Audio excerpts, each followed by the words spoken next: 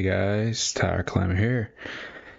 And yeah, we're live again to do another Tower God ranking video. Had a lot of fun with this last time. Which was the ranking all divine sea fish. Loved that one. It was super fun, and I had a great time doing it. This one is going to be interesting. I made another tier list for ranking every single ability in Tower God. This is gonna be a little more difficult and a little more opinionated than last time, because last time we were ranking them mostly off power. This one is not just about power. It's gonna be a factor, but it's not gonna be the be all and end all. Let me see if I can hear myself well enough. Yeah, I can hear myself. Okay, so yeah. But this is not going to be all power based and stuff like that. It's mostly going to be like the abilities. I'm going to try to my best to rank them on how good they are, like how well they are, like how broken they are, how like doesn't matter. It matters, the power definitely 100%, especially with like some of the most broken ones. The power does matter,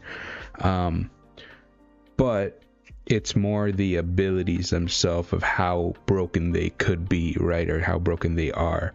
It'll become more clear as we start, I guess. But yeah, it'll definitely become more clear. Other than that, I don't really have much to say. If I need to say something else, I'll do it while we're doing it.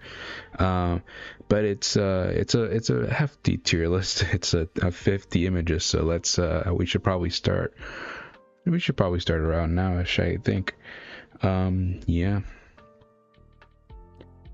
let's not waste any more time, I guess. Let's start this off right now. There we go. So I'm gonna explain a little bit about the tiers, I guess, before we fully start. So obviously you have broken, which self-explanatory. It's broken. Any powers that are like completely just game changer, broken, not fair at all. That are just like, what the hell is this?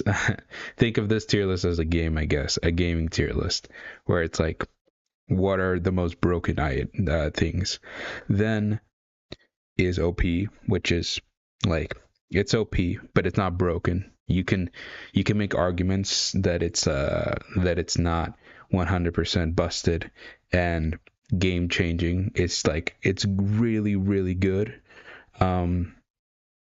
Like, and it's like a power that is really broken in the tower, but it's not like the top.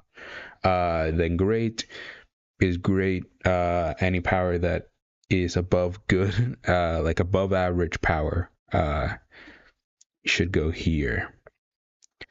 Then it's really good, so a really good power. Then it's niche, so any ability that is niche, that it's like, it's good but only for like a certain thing,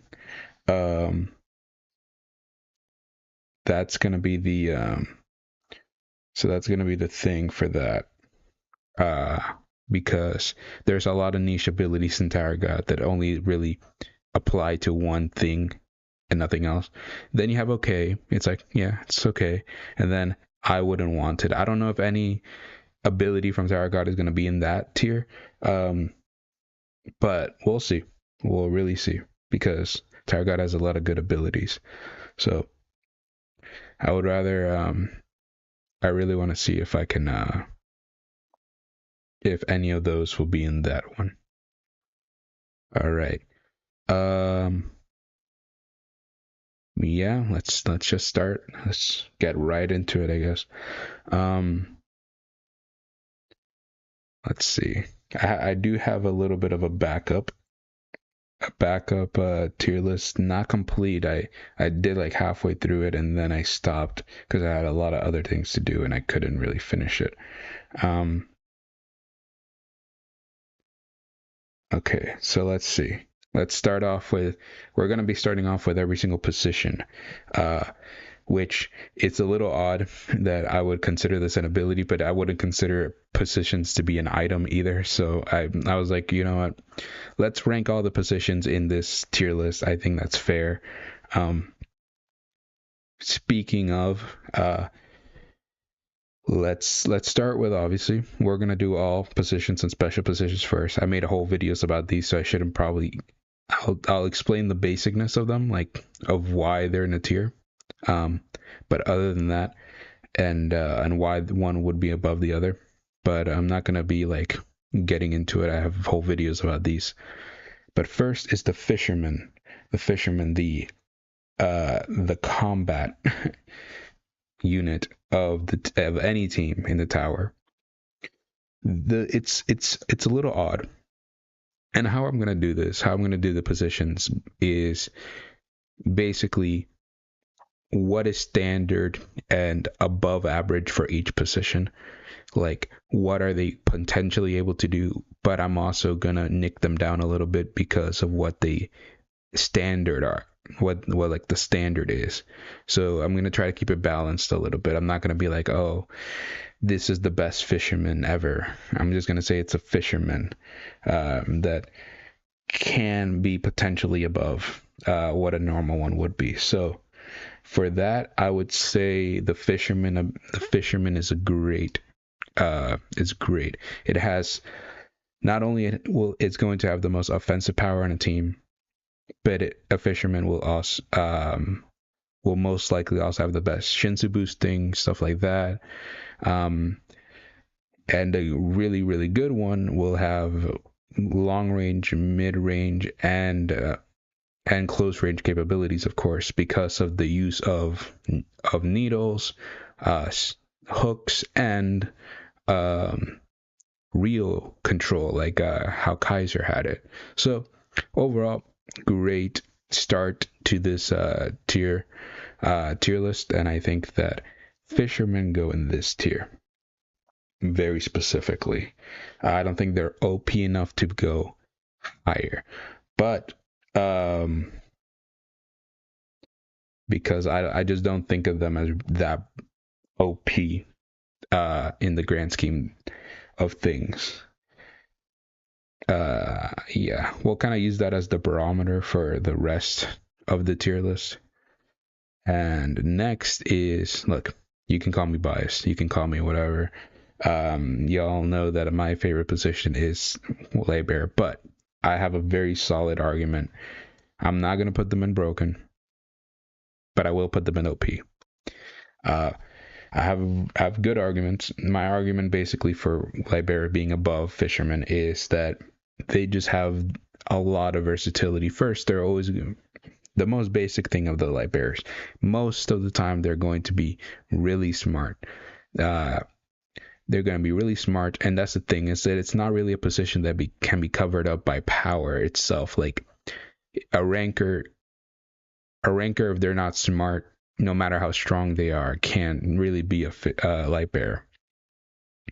But like a good light bearer, at least, that does all the calculations and all the things. But that's the thing, they're both the watchtower of any team, so they're like information, like machines, and they have the lighthouses just have so many abilities to them. They have Shinsu control, they have weapon boost, they have so many abilities that I think it's just kind of insane. And I know that that's not going to be accessible to every single lighthouse user, so that's why I'm not going to be putting them in broken. But I think that it's fine to put them in OP. Like, you have to kind of think about it. There's some other techniques that we're going to get into, like reverse flow control and stuff like that. Those are techniques that are really hard to learn in the tower. Barely anyone has them, but because of the light bearers use of lighthouses, they're able to do many techniques that would be impossible or very difficult to learn in other circumstances, like I just said, reverse flow control, how Bomb does it. Light Bearer would be able to learn that ability way faster than somebody like Bomb would. Well, maybe not Bomb, because Bomb's Bomb, but somebody who's learning it. It apparently took Quant hundreds of years to master and learn the reverse flow control, and a Light Bearer like Lero probably had that ability when he was a regular, right? Because of his lighthouses. So that's my argument. I think they should go in OP. Will they be in the top? Definitely not of that tier, but they should definitely probably go above. Next is Spearbearer. Spearbearer is an interesting one. Not the when people think of Spearbearers, I think they think, I don't know, I think they think too lowly of a Spearbearer, but I will say that I don't think they match up to the capabilities of what a fisherman would. But they're still good. I wouldn't call them niche, and I would definitely not call them okay. I would definitely say that they're really good. A good Spearbearer is really good to have on a team. Any long range capability will be great, and they have diversity. You can be a close range Spearbearer, which is just a really, like Marco Asensio is that.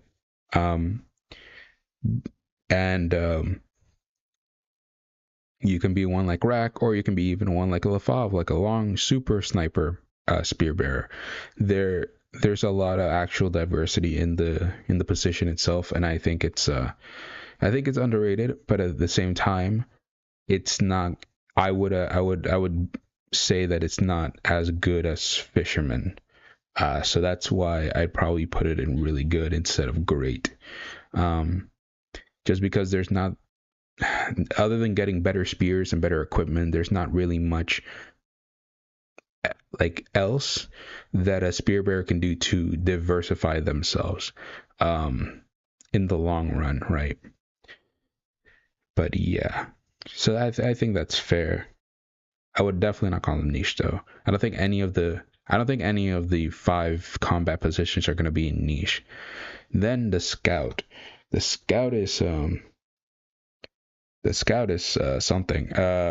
It's actually, it's both the position I feel like got kind of like left behind, but also a position that has the most focus in the same time.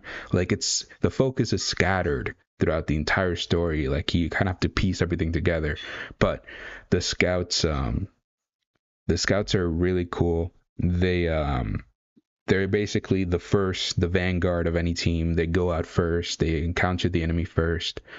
You can be a combat scout like Hots, or you can be a information scout like Shibisu. They love darkness. They have many abilities tied to darkness. Karaka can even read minds. And they have their observers, their bread and butter thing. And so, yeah, honestly, I would say with all this stuff, plus they're supposed to be by SAU, he said that there should be like the fittest person on the team because of all the things they do. I would say they're great. I wouldn't say, yeah, I would say they're great, but I'd probably put them at the bottom of this. It's a little hard to say because right now we only have the positions, but later on we're gonna have things in between them. I think they're either at the bottom of great or the top of really good. They're definitely above Spearbearers in my opinion. And again, all this stuff is situational. I'm just saying that it's in terms of overall ability. As a general standard, I would say that the scouts are better, just by a smidge. But we've also seen a lot of potential from the scouts, from things like Karaka can do. And stuff like that. Okay. Next is the final position, and the wave controller. The wave controller is definitely going.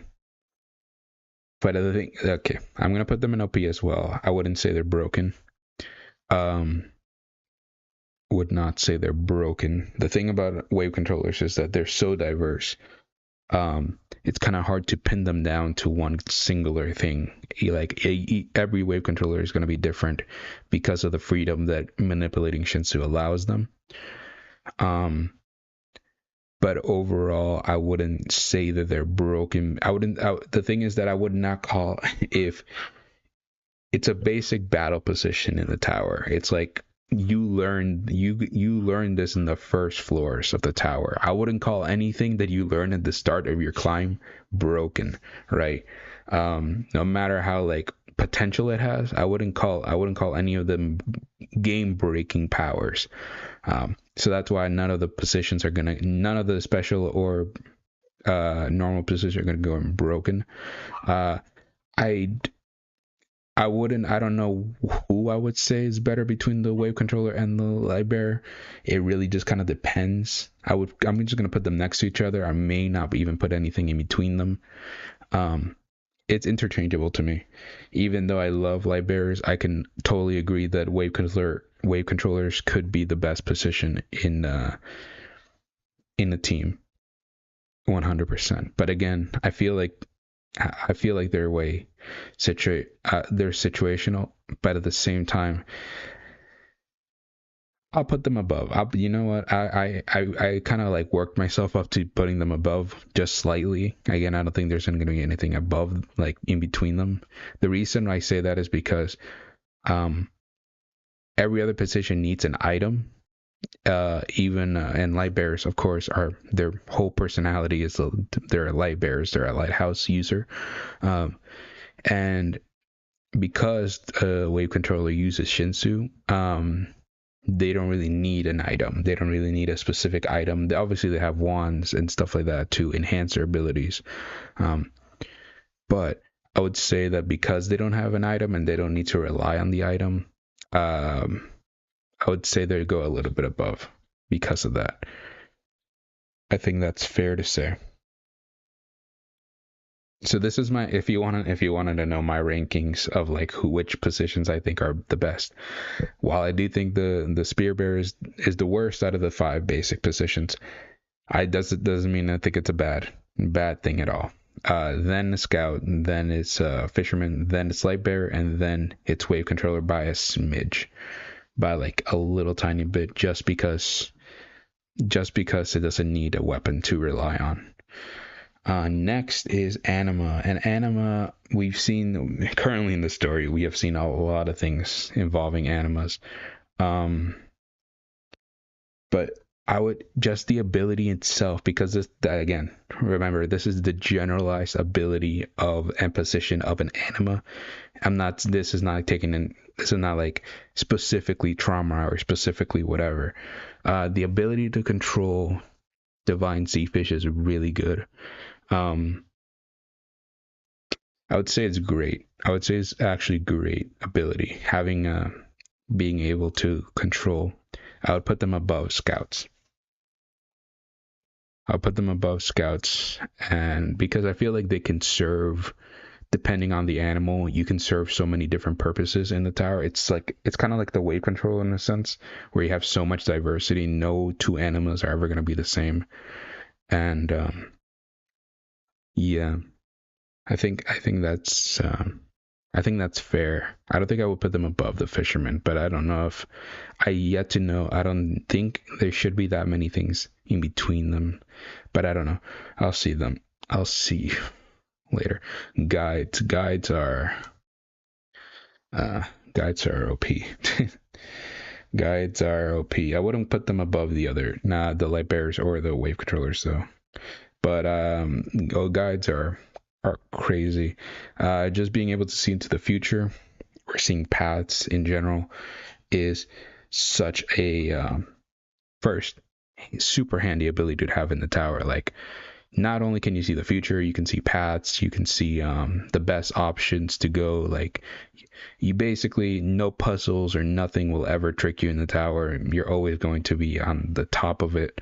Again, I would not call them broken, mostly because there are limitations. They do have limitations with the regulars. They do have limitations with Emily, and they have other limitations. And there are also race specific abilities like that we know of. They only Silver Doors and Red Witches can be guides. So because they're kind of like locked into races of the tower, you're not I'm gonna put them in OP instead of broken. I think that's fair. Next is this is Dan Sousa. Yeah. There's Dan Sousa and Juan Sousa. Yeah. This is Dan Sousa. Dan Sousa, I kind of like explained it in my extra position tier list.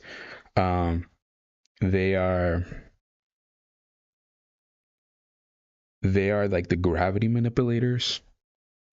How I would like to see them, and how they're kind of been shown. They're like the gravity manipulators of the Tower God world.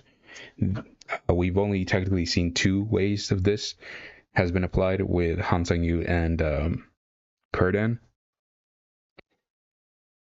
And I even think Han Sang-yu's ability specifically is on this tier list. So I'm just going to use Dan Sousa's like as the what's it called, the basic description of them, which is that they can increase Shinsu pressure in a given area. So honestly, I don't know. The thing is that we just haven't seen that much from them. This ability could be totally broken and could be totally OP. And it is really strong, but I would say, so I wouldn't put it in okay, because I don't think it's okay, but at the same time, I don't know if I could say it's really good. Maybe I'll change my mind on it later, but I'm going to call it niche for now.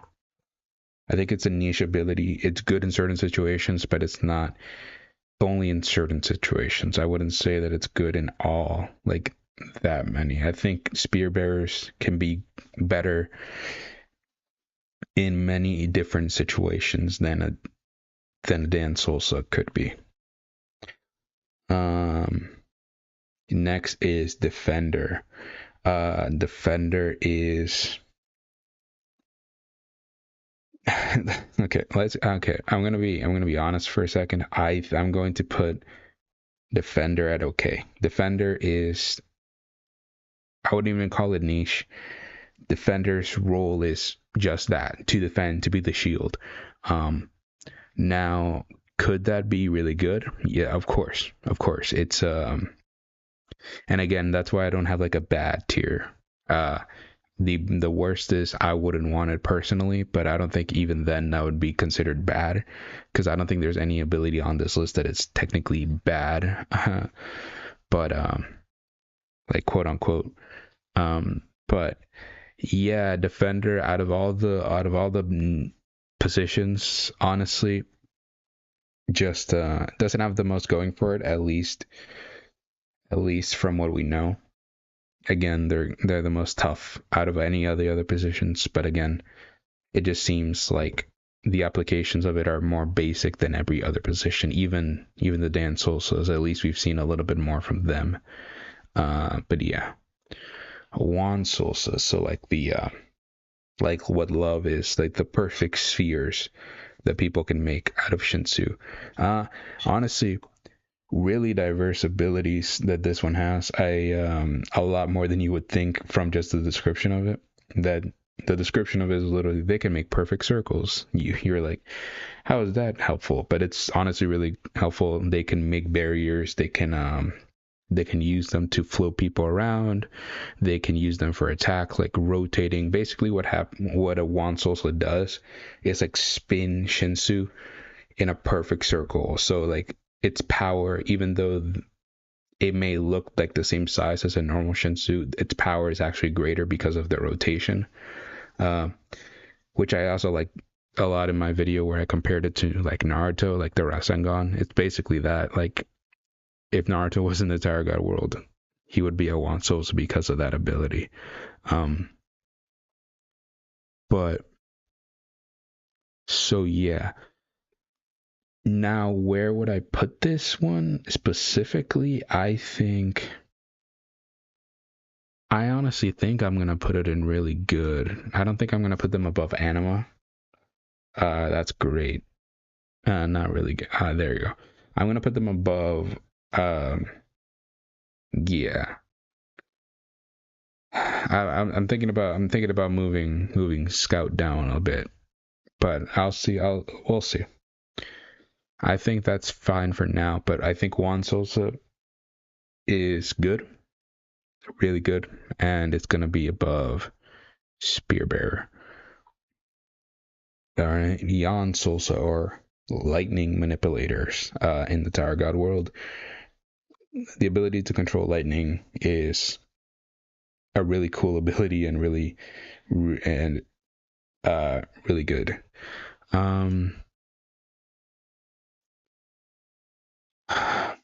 But would I say it's a great ability? The thing is that it's good, and it has a niche thing where the niche is that it's really good with machines. Like you're never gonna have that much problem against machines if you're a Jan Sosa. So I would say I'm leaning between great and good.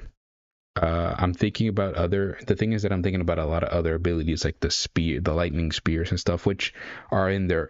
It's a whole different thing that I have on this thing on this tier list. So we'll get to that one later, more particularly. But I'm thinking about like a lot of Kun stuff, and I think that that's kind of like missing the point of like the generalized Jan Solzas like Lerero. So I would say, yeah, I think, yeah, I'm gonna move Scout down to really good. I think that's fair. I'm gonna put them there. I think they're below Jan Sosa. I was thinking about it, like if I should move Jan Sosa up, but I don't think I should. I think it should just be there. I think that's fair. I'm fine. Hyam Sosa or fire manipulators now. Fire, honestly, less good than lightning. I would say honestly. Then again, this is not count. This is the basic fire, like any fire that you could produce with Shinsu, not like any special fires or whatever. I would say it's niche. I would honestly say it's niche, and I would even say that is it below? No, because I feel like I can think of a lot of different uses for fire than I could for gravity, like just, and not just gravity. It's like pressure. It's like you're putting pressure, so it's like less diverse than just an actual like gravity manipulator. Because I don't know if Dan Solsas can like, how do you say, make things lighter, like make the density of Shinsu lighter around them. That would be a cool ability to add to their arsenal. But I think fire is gonna go in niche. I don't know. I feel like in the tower, fire is not as good as in other mediums. I think fire in a lot of other mediums would be really good. But not specifically in the tower itself. All right. Let's keep it moving because we're done with all the positions. So basically, take a screenshot. This is how I think each position ranks in the tower. If you just wanted my opinion on that. the blue ore in particular. So the thing that Bomb and Love use, it's a really good ability. But I won't put it above Yon Solsa itself. I'll put it at the end of really good because it is a really good ability. Especially for regulars that can't fly like Bomb. Right? So it's really good. And also, even if you can fly, can Love fly? I'm pretty sure he can by himself. He is a ranker, but even for rankers that can already fly, like the blue ore is a great Shinsu boost, and it's a great just boost to your speed in general. So it's a really good ability. But I can't put it above the Wan Solsa ability itself, since it's just one aspect of that ability. Now this is an ability that I can put above its original position, and this is Combustion from Aqua Williams. It's just it's a defender technique where he combusts his Shinsu into flame, and then he uses that to incinerate anything that he wants to block. I'm putting that above a regular defender because it's just a technique that makes the defender position better overall. Like, it's not an aspect of the defender position, it's a unique ability that makes the act of defending way easier. So I'll put it there below the other positions, but I'll put it in niche. I think it deserves that much. Aqua Williams was cool. I wish we got to see more of Aqua Williams. And this is a technique that I almost made a whole video about, and I still may make a whole video about, that this might be Bomb's most broken ability, which is crazy to say because he has a lot of broken abilities. It's a toss-up between another one, but this is the Shinsu loops, and the Shinsu loops are kind of insane, like super insane. And this is the first ability that I'm going to put in broken. It by nature, it breaks the loss of the tower. By nature, it's like by nature, it's not something that should be possible, and that's why Bomb is the only person that can do it, right? Maybe some other regulars could do it if they put their mind to it, which would be insane to see. But the Shinsu loops are broken. Like I've said many times before, even if Bomb is like at 1 HP, his Shinsu is always going to be super strong because of this ability. So like, no matter if he has all his organs ruptured or whatever, like how Dumas said, his Shinsu is always going to be strong because of this ability, and always going to be consistent. So basically, like, again, because of this ability, Bomb has infinite stamina, infinite use of Shinsu, and he can even combine this ability with his other abilities, like how he combined it with his Shinsu Black Hole Sphere against White. It's just insane. Yeah, this deserves to be in broken, and I wouldn't change it 100%. I think the Shinsu loops are indeed a broken ability in the tower. All right. Okay. Now, this is. I was wondering what that is. No, but this is the floor butterfly piercing technique. Very, very good ability. It's a damage based ability. It's purely meant to mess people up, and I think it's because it's like a mixture. Because the thing is about this, it's one of those abilities in Tower God that like ignore durability to a certain extent. Obviously, like if you're godly above somebody, it's no matter what, it's not going to do that much damage, like with Caliban and Bomb at certain points. But this is an ability that can close gaps in strength because of its nature of attacking you from the inside out. So overall, I would say it's an OP ability.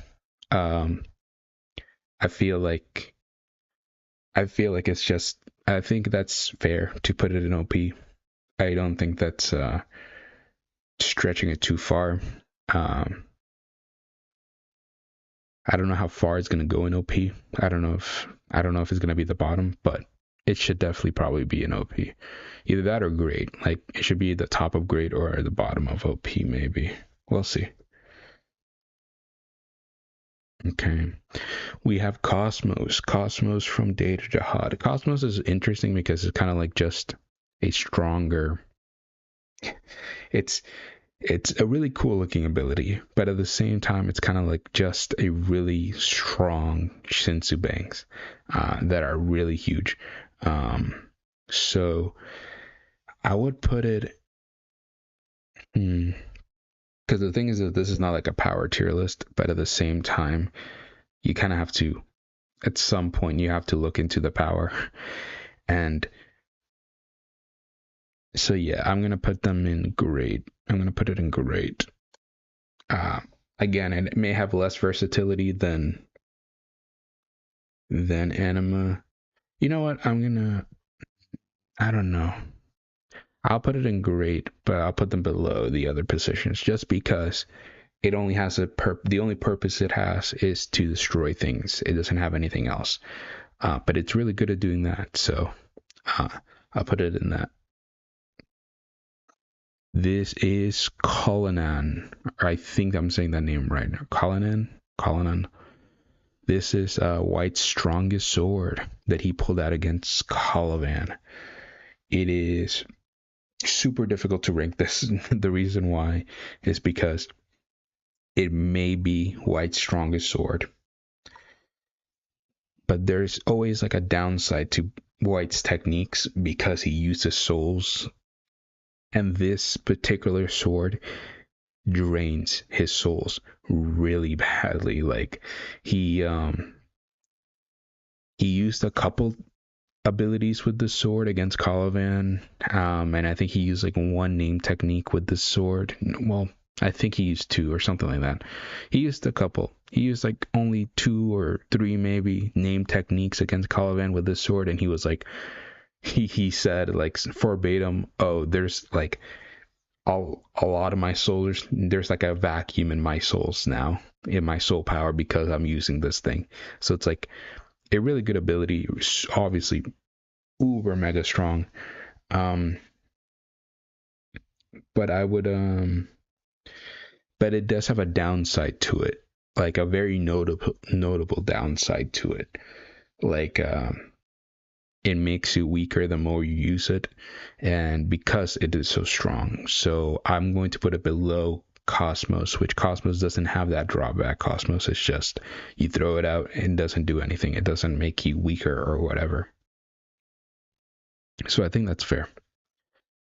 This is Days, or basically the Lopobius mind control ability for Beastkin that we have seen from Yasuracha and a lot of the other Lopobia people and trainers and stuff like that.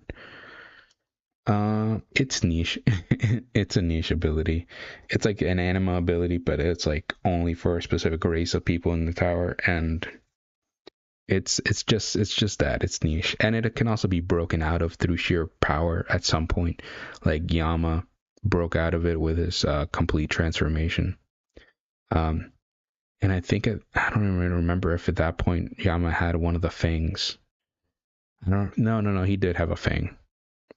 Yeah, he had a fang already, and then Doom gave him another one, and that was his second fang that he got.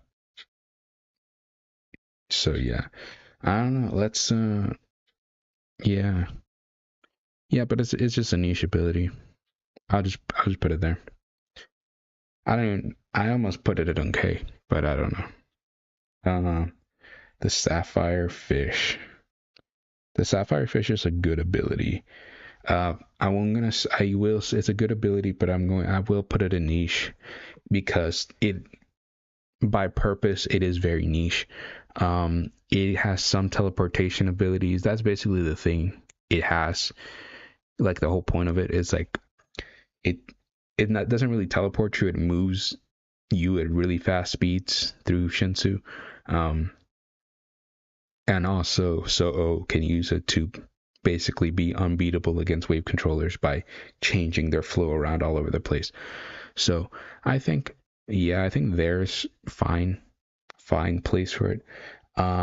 Stone General is gonna go in okay. I'm gonna put it below Defender. The thing about the Stone General is just that it never impressed me. It had the Rain of Stones and it had a Lightning Spear, I think. But it was just, I don't know, it was just underwhelming in the story when it was ever used. And I think that it wasn't, maybe it should go higher, but it was never, even if it was, I'm pretty sure I wouldn't put it in really good or great or something like that. I think it's just an okay ability. This next one is specifically Shinsu Rain. Like, so what Enryu and Bomb do. Super sick ability visually. And of course, it's one of the strongest abilities because Enryu's using it. But I'm just used. but for the concept of what Shinsu Rain is, I think it's really good. But I don't know if I would call it great. I think Shinsu Rain is gonna go. I think Shinsu Rain is gonna go there. Either there or there, whichever one. I think it's gonna change from that, but I think it's really good. It should be at the top of really good or just almost there. I think Jan Solsas have a little more diversity to them. Enough diversity to put them above. This is Spinal. White's, as he called it, the sharpest sword he can make really quickly. This is actually pretty interesting because he like slashed with it and then the slash disappeared in midair and then it connected with its target. So it has like a special ability onto itself. And honestly, I'm gonna call it great. I don't think I would put it above Cullinan, but just because I feel like it shouldn't. They may be just next to each other. But as an ability, it's pretty good. It's pretty good, and it should be like that. I think it should go there. Either that, or it's gonna be in a tier below Cullinan. But next is, which is this one? This is White Noise. This is White Noise from Charlie. Charlie's White Noise is, it's a pretty niche ability. It's pretty niche. I'm gonna put it above. I'll put it above Fire. It can paralyze you, but apparently it's better against regulars than rankers. That can, I guess the logic is that rankers can either just negate it or their Shinsu vibrations or allow them to not get hindered by it. But yeah, no, I don't know. I don't really know, but I don't. It's definitely not going to go above the So's ability, but it should go there. I think it's good. Uh, but the way we saw it in the story, it was pretty niche. And then is the yellow light defense, that of Charlie, which is just like a Shinsu barrier defense. Um, okay, I'll put it right next to Defender. Basically the same purpose. Um, we saw it get broken through with Black Shinsu Black Hole Sphere, but everything is broken by that. Um, so yeah, I'll just put it there. Not really much opinions I have on that. And this is what I was talking about earlier. This is specifically the black hole ability that Unsung um, used in his battle against Horacha. Let's let's see. Where did I even put dance? There it is, dance solstice.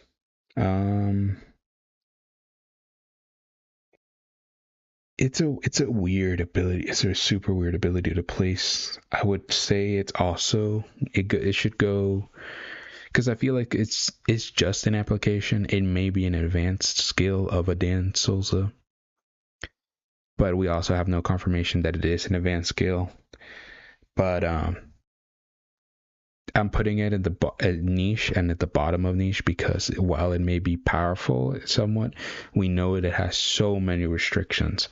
It which is good, I guess, because it would, if it didn't, it would be broken. But it has a lot of restrictions on like the actual power, the size it could be, and the worst thing is that Hansung can't even control it when it's used. When he uses it, he can't deactivate it. It's gonna be there. I don't know. I don't know if it ever is going to disappear, but the user of this ability can't even control it. So I would, I think that's like the most niche thing. I honestly, I don't know. No, I'll put it in niche. It has its uses. And if you use it smart, I don't think I would say I would put it in I wouldn't want it. Um, yeah, I don't think I would say that. Okay, now this, let me just plop that right into broken tier. Um, and let me put that at the top of that. That is all creatures, Shinsu Black Hole Sphere by Traumarai.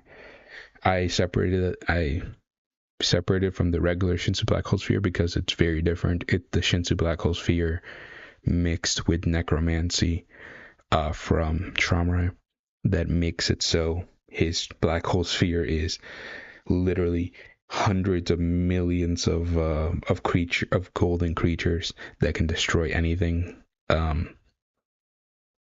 And it can even be used as a power source. Like, it can use to boost other abilities to the point where they can run infinitely. So that's insane. It's definitely broken. I think that's an understatement. Um, and let's just honestly, let's see, where's the,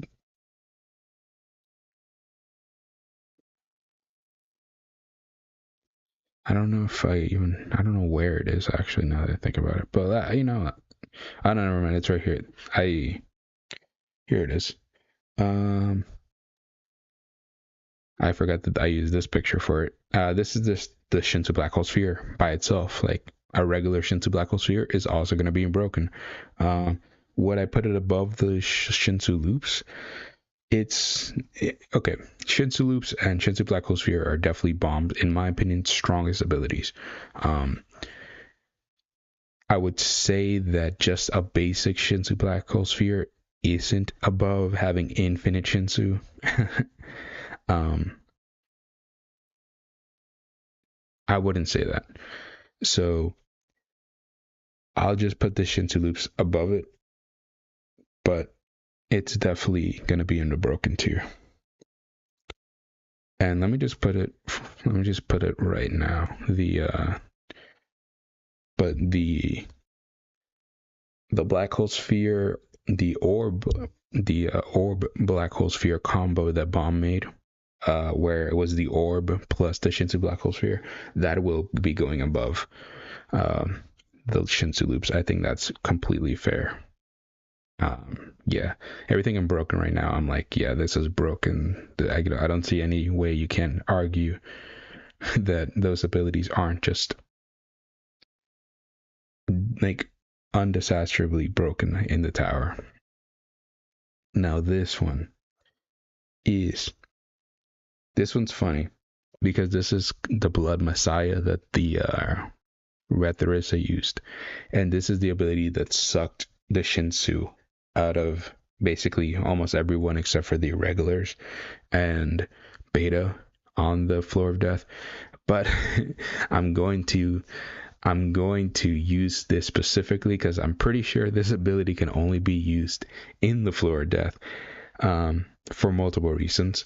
So while it if it didn't have that limitation, if it could be used anywhere, of course it's going to be in broken. But because it could literally be used in one floor out of the 134 of the entire tower, it's going to be at the top of niche. It's definitely going to be the king of niche. If it's only an ability that can be fully used in one floor. But yeah, the orb by itself, it's a super good ability, super good. I would even go so far to say it's OP. I think it's OP. The whole point of an orb is that it can maximize your Shinsu to a insane degree. And the first demonstration we saw of Bomb using the orb was kind of insane. Like before that, Bomb was like using like maybe 8 or 9 bangs of Shinsu. After he got the orb, he made like 100 Shinsu blasts all over the area. So yeah, and the way that he can use the orb, he doesn't even need to put Shinsu into the orb. He can put like rocks in it for defense. He can do a lot of stuff with the orb, and I think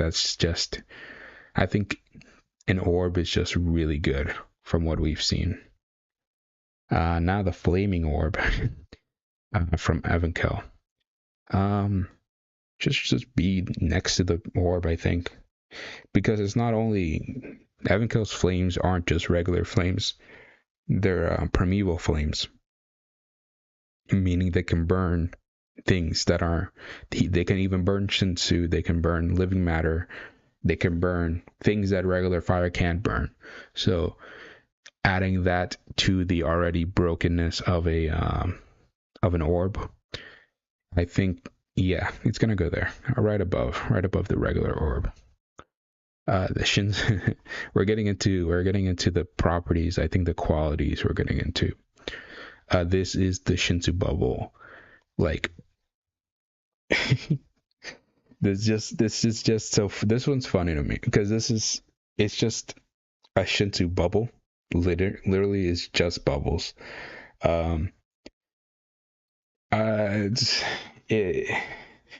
Honestly, you know what? I don't think I'm gonna use this a lot. I wouldn't even want this ability if I was in the Tower God world. I don't know. I just don't see. There's uses for it, and we've seen people use it, but I wouldn't want it personally. I don't know why. I don't know why I don't know what stigma I have against the Shinsu bubbles, but I just wouldn't want to do it. I feel like there's just way better things to apply myself to if I was in the Tower God world than bubbles. Yeah, I was gonna put it in okay, but nah, I'm gonna put it in. But this is specifically the Shinsu bubbles that we saw from Yuri. These are good because these are like weirdly powerful and OP. Like these can teleport you, like just straight up teleportation. They can they're able to attack you. They're able to melt through you. Basically, she one-shot Karaka with this ability. And yeah, and she's able to use them for defense. She defended Han Sang-yu with this ability from Xian He. The overall, super good ability. This one is. I would say great. Just a great ability overall. I would, yeah, there, yeah, that's fine. The middle of great. Cool. We're making progress. We're making progress, and it looks. I like how the tier list looks so far. This is specifically. This is not the rose shower. That's another. I think I took another shot of that. This is specifically the. This is specifically flower Shinsu, like turning Shinsu into flower petals. So basically, think of Doan and think of Yuri. Yeah. I don't know. I think the thing about this that's like the benefit of this one is that it can make your abilities and attacks really wide range, like really like how we've seen with Doan. Her abilities are super wide range, and I don't know how much of that is really tied to the flowers themselves, but it might be a possibility that it could be because of the flowers. So I'm going to put it at the bottom of really good. I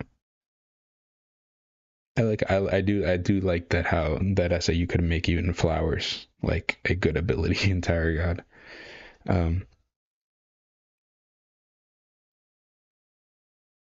But now a Shinsu arrow. A Shinsu bow and arrow. Basically, every single time we've seen Bomb use a Shinsu arrow. I honestly think this goes above. It's gonna go above Spear Bearer just because it's basically a mixture between a wave controller and a Spear Bearer where you make you don't need to have a physical item to do your job. You just need to summon it from your own Shinsu, and I think that's good. And I think a similar thing is going to go for the one right above, the lightning spear, or just Shinsu spears in general. I think they're going to go above the Shinsu bow and arrow. I think that's fair and that's fine. Because they're both the same thing. Like I just said, they cover the weakness, one of the main weakness of a spear bearer, and that is that they need a physical a spear or like a physical item to do something. And this one, you can just summon it from your Shinsu, and then you just have it at all times. So I think that's good. Next is specifically a Shinsu sword. A Shinsu sword is okay. I wouldn't put it in the same level as the bubbles because I would want it. I'm not gonna be vain about. I'm not gonna be weird about that. I would definitely, if I was given this ability, entire God, I would 100% be fine with it. I'd be like, yeah, cool. I have a sword made of Shinsu. That's so cool. But I'm gonna put it in okay. It's just a sword made of Shinsu.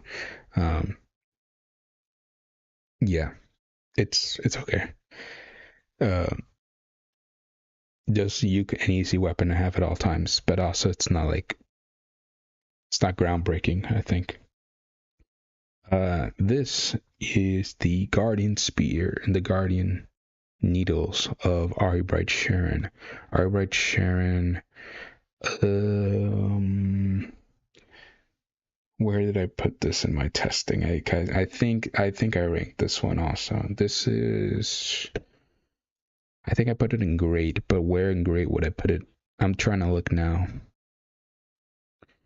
The Guardian Spears. The thing is that the Guardian Swords are really cool because they're from you with birth, like apparently, and so like you're probably gonna, if you're an Ari member, you're probably gonna have this the entire time you're climbing the tower, which is super sick.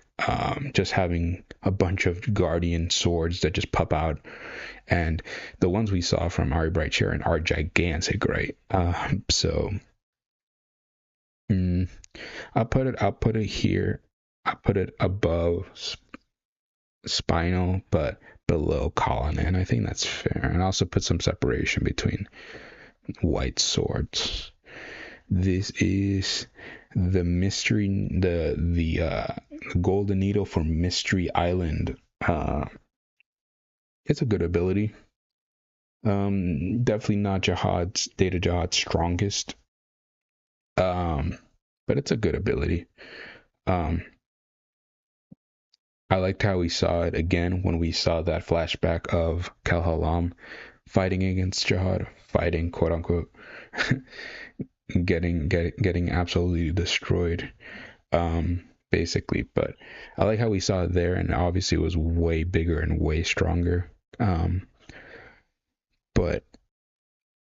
like as an ability description, it's fine. It's just a really big Shinsu construct. But I would put it in the bottom of gray.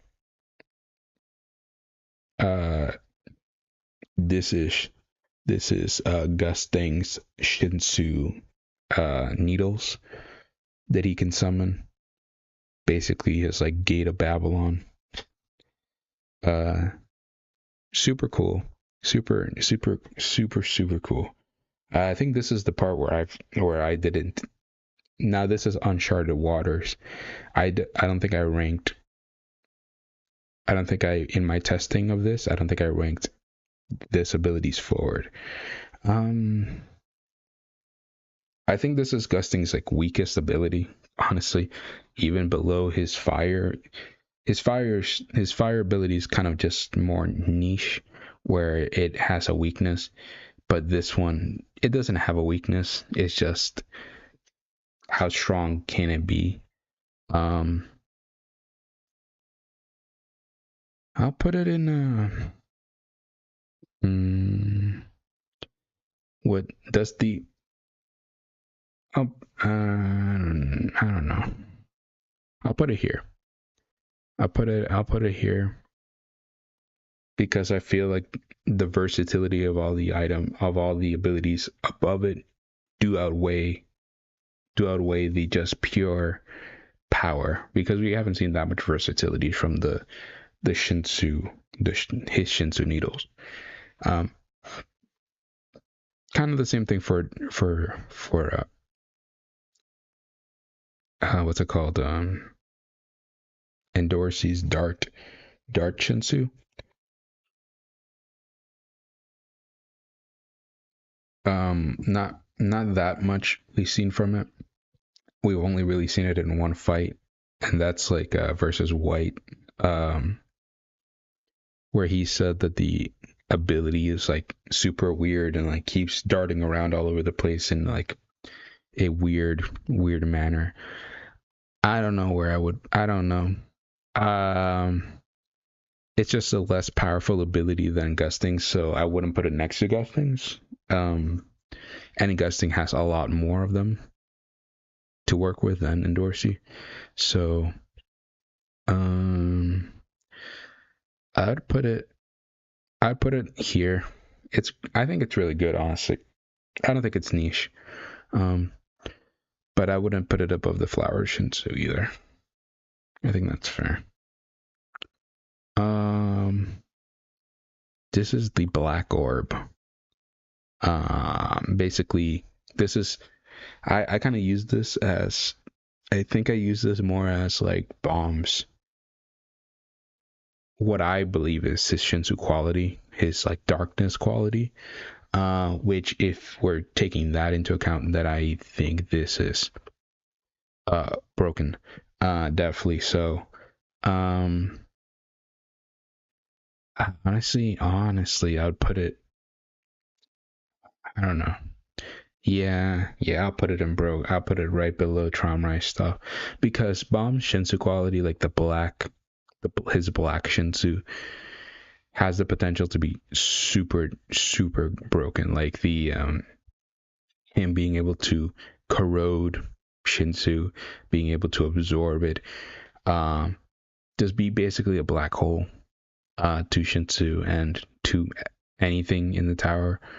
I think it kind of goes without saying that this ability is broken, and that we haven't even fully gone into the untapped potential of it. Okay, we're making good progress.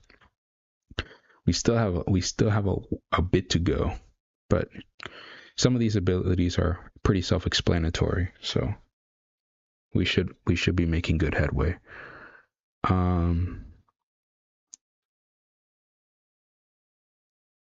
Should be making good headway. Or we've been streaming for an hour? Damn. It doesn't feel like that long. Well, this is, I don't know, wait, let me see here. Yeah, okay, so this is the image I'd use for the RE swordsmanship. I use white because obviously we haven't seen enough from Aryeon to make for me to grab him. But this is the RE swordsmanship. The RE swordsmanship is really good. Like super good, honestly. Actually, now that I think about it, honestly, yeah, I'm gonna put it on OP. I was gonna say it's great, but no, it's RE swordsmanship is top tier, honestly. Would I put it above the orbs? That's a toughie. That's a tough. I'm gonna put it here. Honestly, I'd rather have RE swordsmanship than the floor butterfly piercing technique. Just because of how like really strong it is. If you think about it, it's like unblockable for many things in the tower. And there's very few options against RE swordsmanship in the tower. So yeah, honestly, yeah, I would rather have that ability than the ones up below it, honestly, just by a little bit at least. This is I had to put this one because there's like a list of abilities in the wiki that I pull this. Oh my goodness, I just smacked the hell out of my mic. Sorry about that. There's like a list of abilities from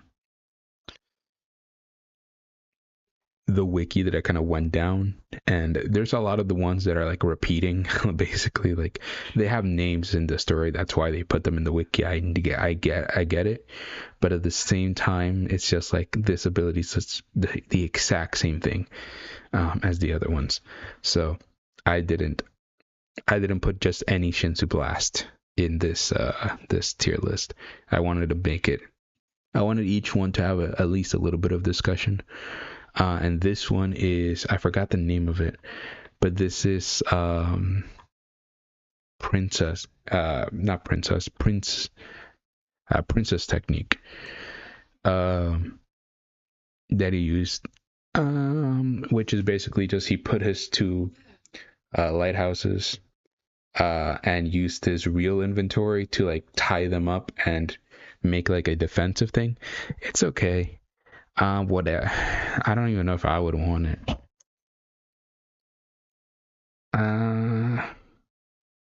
Yeah, this tier is not going to be used that much, so I'll just put it in. I wouldn't want it, but I'll put it above the Shinsu bubbles. No disrespect to Prince. I really like Prince, and it was a cool moment when it happened, but at the same time, comparatively to every other thing in the list that we have so far, it's not getting much. It's not getting much mileage. So yeah, we'll see. We'll see about this. This is reverse flow control. This is reverse flow control. Reverse flow control, really handy ability to have. The funny thing is that I can't even, would I put it in OP? Being able to stop your, yeah. Yeah, that's the thing, is it gets to a point where you're looking at everything and below it, and you're like, oh my goodness. Uh,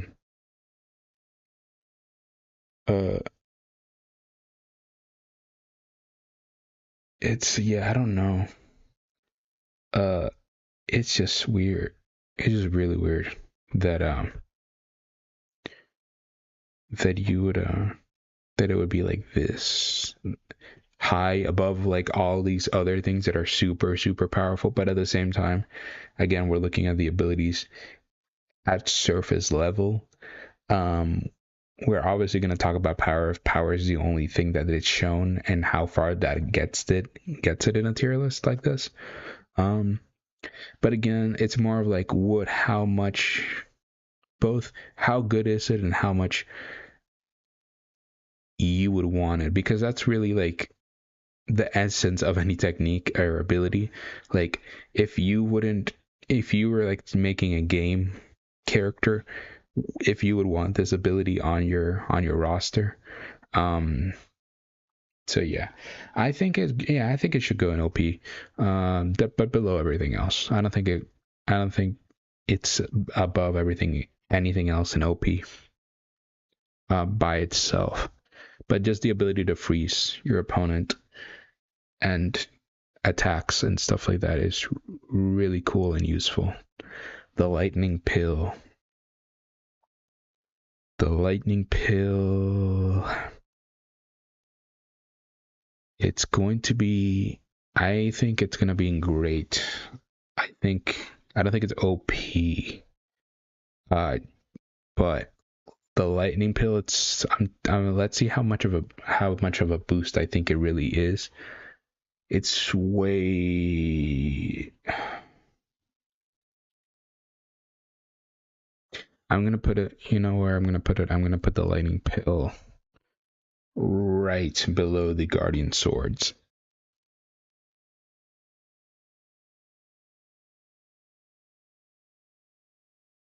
Yeah, I'll put the lightning pill right there.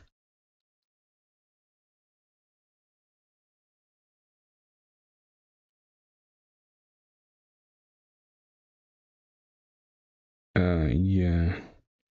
No, but there you go. So, so the lightning pill should be there, I think. It's a good boost, but also it has a downside. The downside being that it's once you use it, you're basically burning yourself up, and once it stops, you're really depleted, like really badly. And so yeah, so it's a big boost, but it has a downside to it. So I can't in good faith put it above the the other things. Um, yeah, yeah, because the thing is that Colin and it has basically the same issue, um, where it just makes you weaker at overtime, but with a big boost. But the thing is that Colin is way bigger of a boost than the lightning pills, in my opinion. Um,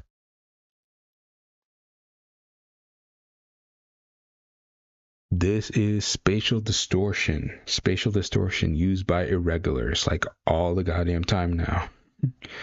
Spatial distortion. I was talking to somebody like that Edwan, like I think it was one of my comments that were talking about Edwan being the fastest of the what's it called? Of the original of the 13 warriors, and I was like, yeah. At the end of the day, it doesn't really matter who's faster now, though, because everyone can use spatial distortion and Shinsu teleportation. Um, Spatial distortion is super, super, super handy to have, and it's also technically an offensive ability if you do it wrong. Like, apparently Gusting said, like, if you don't perform it well enough, you could affect you could literally like affect every single organism on a floor, like by using this ability.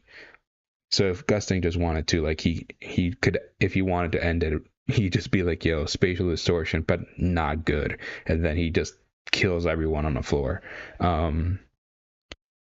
Yeah, no, but it's a super good ability, obviously, to for traveling around, teleporting all over the place. You're distorting space, like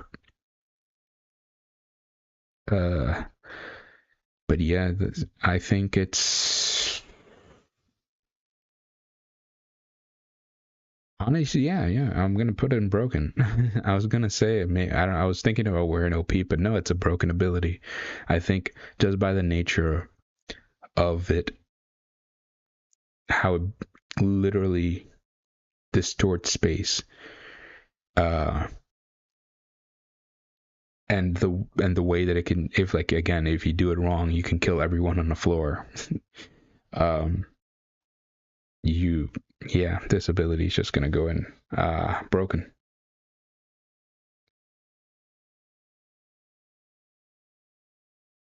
All right. This is uh Laura's ability that he used, which is Eurasia style.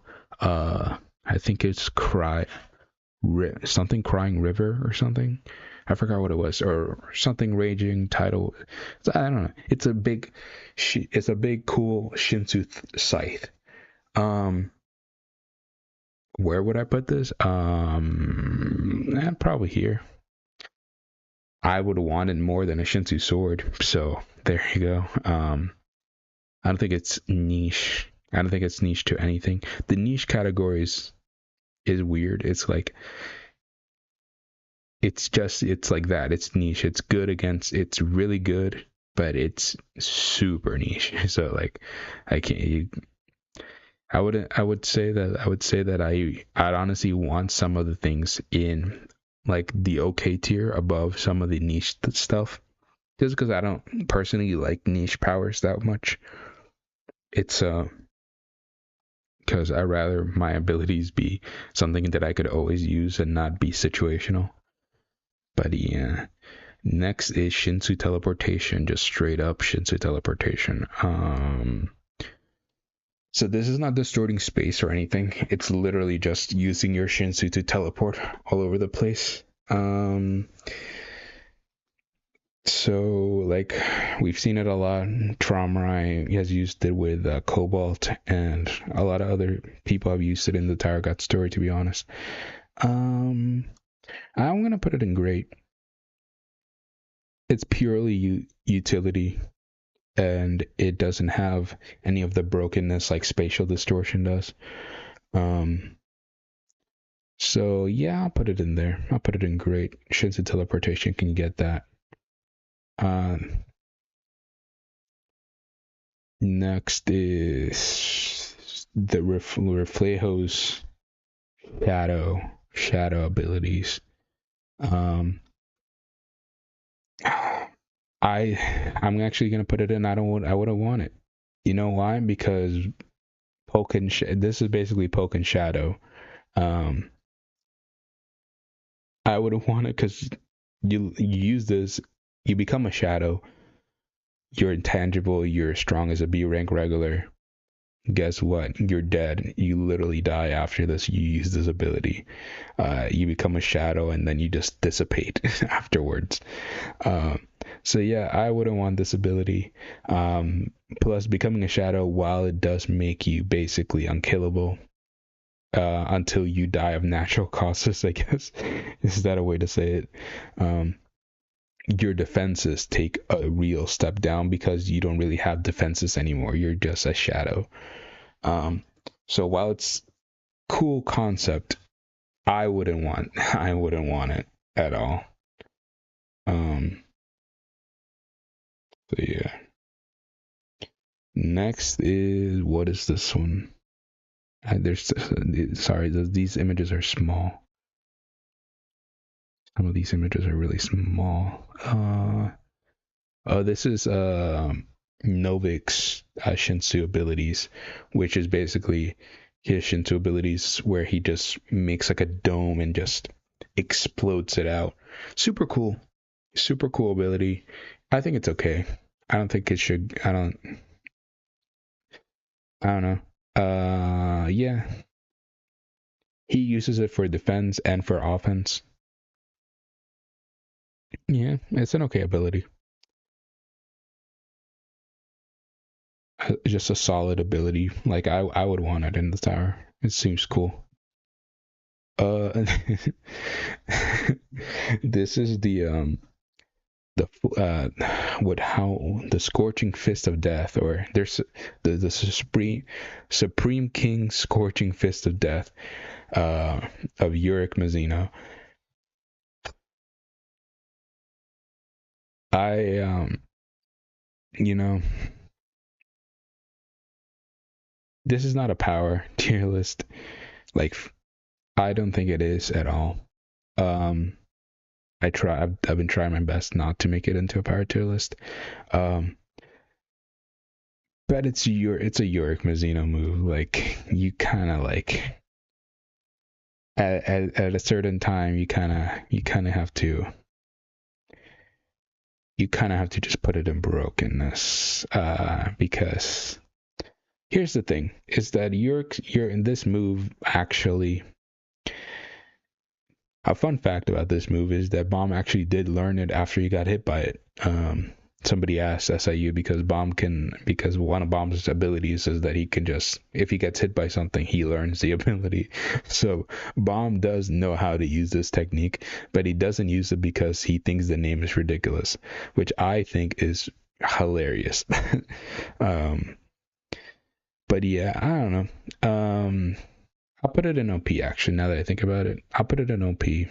The reason I say that is because I was thinking about it, and the reason I think it's an OP instead of broken is because broken, it kind of like how I see broken, it's like it's defying a law of the tower. It's like so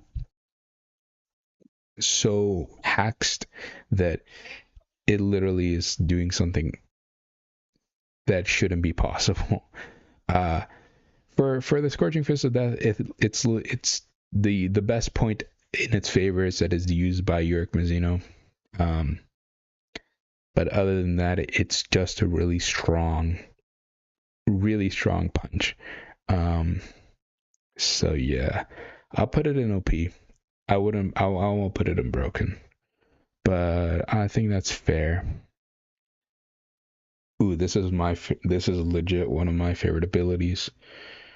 Like in all Tower God.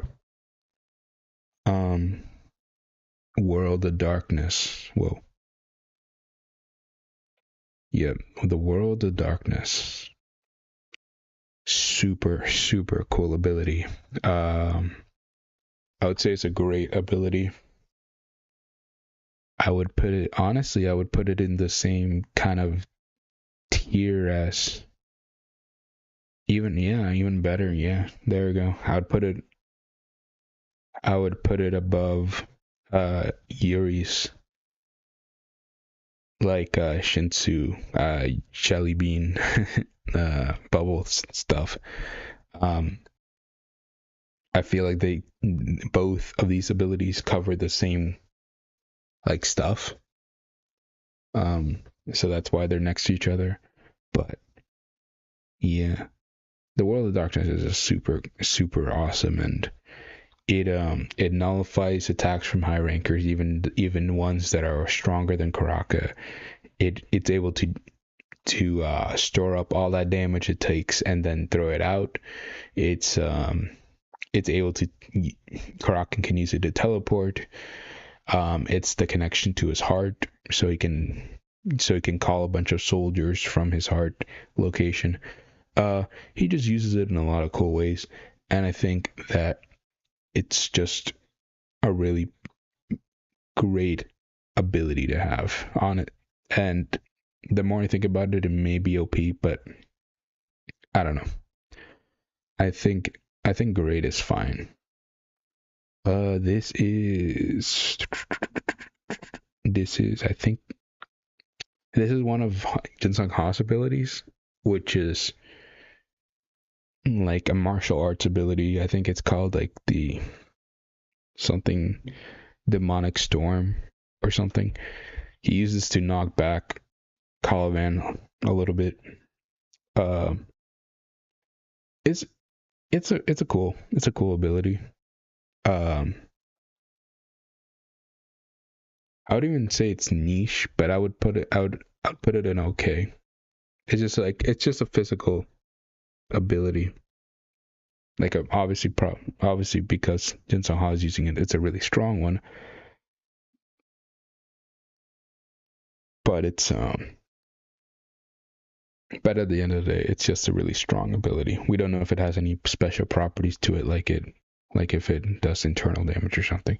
Now this is basically all of Calivan's bomber Shinsu attacks, which I would say are again pure destruction. But that's still it's still a lot of destruction. So I'm gonna put it in if I'm using Cosmos as like the barometer for pure destructiveness, um, without like a downside, because Cullinan is obviously more destructive than Cosmos, but it has a downside that it it weakens you the more you use it, whereas Calivan's bomber Shinsu doesn't do that. So it's just a better his bomber Shinsu in this linear way of thinking is just a better technique overall than what Cosmos is. The Shadow Wolves of Vargov. Super cool ability. And they could also be like hidden in your like Shinsu and used for like counterattacks. That's how Vargov did, like just pop that dude's head open in the workshop battle.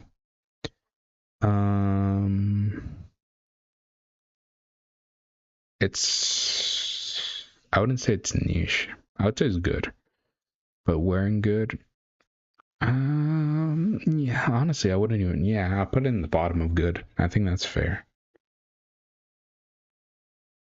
The bottom of good is fair for that ability, and I think that's fair. Okay. Where once we get to the spells, it's going to be pretty easy because I know exactly where I want to place the spells. Some of them are going to be a little more difficult than others, but yeah, this is the zero area. The zero area is I'm going to put it in the same tier as I'm going to put it in the same thing as the blood messiah or blood hurricane or whatever from the Red Tharissa, because it kind of does the same thing. It's also used by Heljo, and it just kind of turns off the Shinsu. The other one sucked all the Shinsu from it, so it was killing everyone. This one just kind of like disactivates the Shinsu, so like they can't fly and do stuff like that. But it wasn't killing them. So obviously one is above the other, but again, both of them are only useful in the floor of death, so they're like the top of the niche. This is the Primal Punch. The Primal Punch is really cool, really strong. Again, like if I was using the barometer for like really strong abilities that don't have a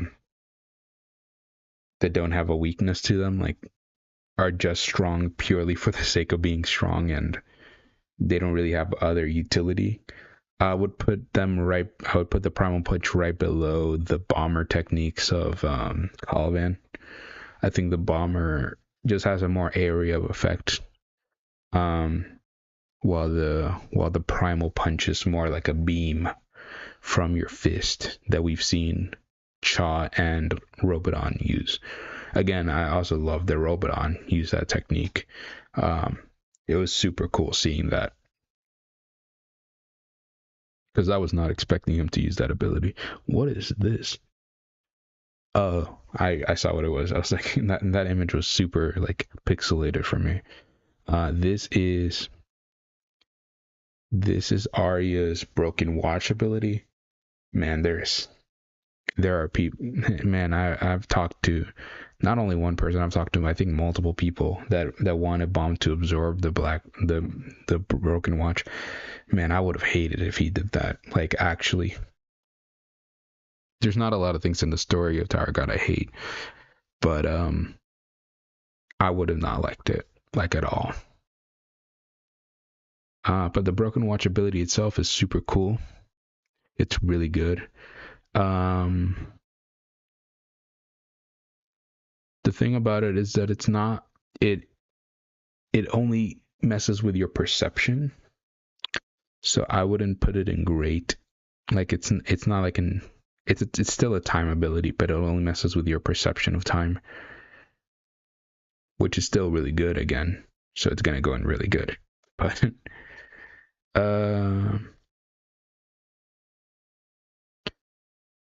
I'll put it. I'll put it here, like almost at the top of really good.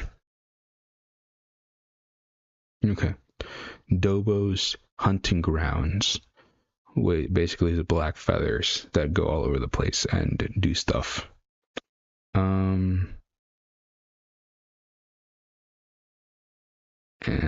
Which is a good ability.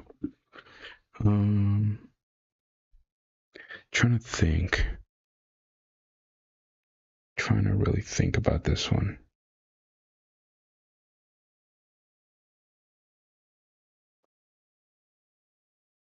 I don't know if I would put it in great. Actually, no, I would. You know why I would is because I was thinking about it, but no, it kind of does, this ability actually does kind of what Arya's ability does, where it like messes with your senses and perceptions, so much so that you can't even rely on your sense of vibrations around you. So like that's what messed up Jin Sung, huh? So honestly, yeah, it's gonna go in great. Above, would it go above teleportation? Yeah. I'll put it above teleportation. I think it's, yeah, it's fine. This is a fan favorite one. The Dragon Tiger Gate. This is basically it's broken. it's a broken ability. Basically it's, hey, what if the floor butterfly ability was on steroids? Yeah, I think the thing that always gets me about this and why I think it's broken is because it literally creates a weak point. Like, it not only, unlike the regular floor butterfly technique, that it like makes your like does internal damage, this one literally makes like a weak point in your opponent and then destroys them. Like, it's a really strong ability. So yeah, I'm not. I would definitely put it in broken. This is Jihad's Airwave, or Jihad's Iron Fist ability, which is just, hey, what if the floor butterfly technique could be done at a range, which is super cool. So it's definitely gonna go in OP, and I would put it there. So I would put it there, and okay.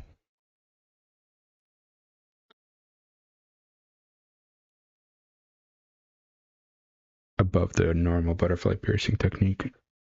This one is, this is Karaka's ability to be immortal, basically. I think it's specifically called Return to the Darkness or something. Or Infinite, I think it's Infinite Lives. It's called Infinite Lives. That's another ability. Return to Darkness is when he wants to escape. Yeah, but it's it's you're immortal. You're effectively immortal. And you have infinite bodies to go into. I'm also, would I put it in OP or broken? Because I'm thinking about it like in the way of like, if I was in the Tower God world, would I consider this ability like broken? Yeah, I would. I'm thinking about it the more I'm like, when I said that, I'm like, yeah, if I ran across somebody who can literally be like, you know what, I fought you and it was cool and all, but I'm gonna leave and I'm just gonna respawn somewhere else with a body that's completely unharmed. I Yeah, that's just like not fair at all. Um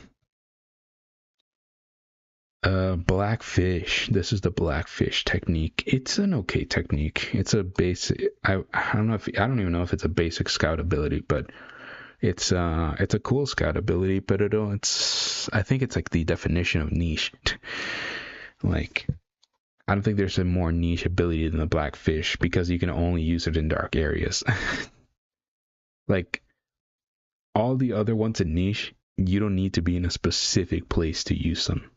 But Blackfish, it's again, it's useful when you're in that situation, but if you're not in that situation, you're not going to use it. So but I would still want it. Like if I was a scout, I would still actually want the Blackfish technique, because I think it's a good thing to have in your arsenal at least. This is Shinsu boost, just the ability to boost your Shinsu.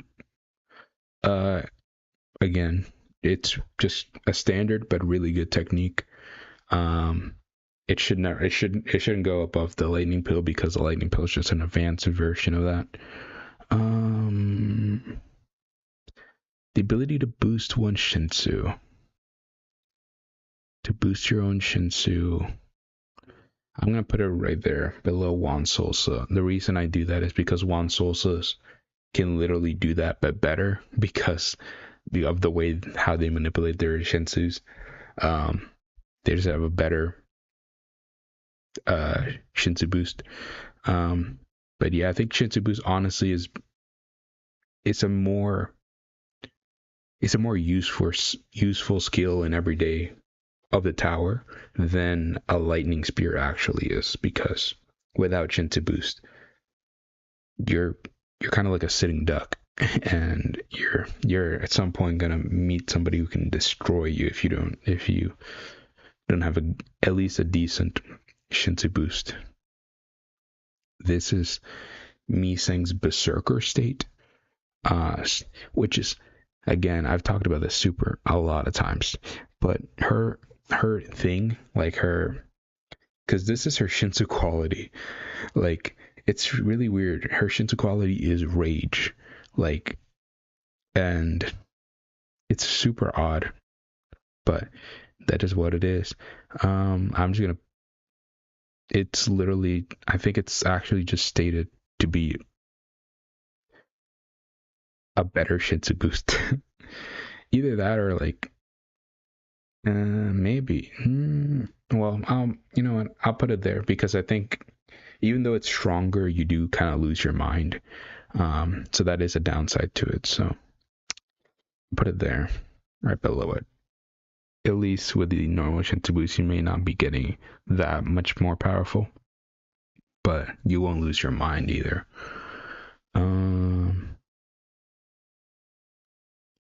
Let me talk about these because I think these are like around the end of what I would consider.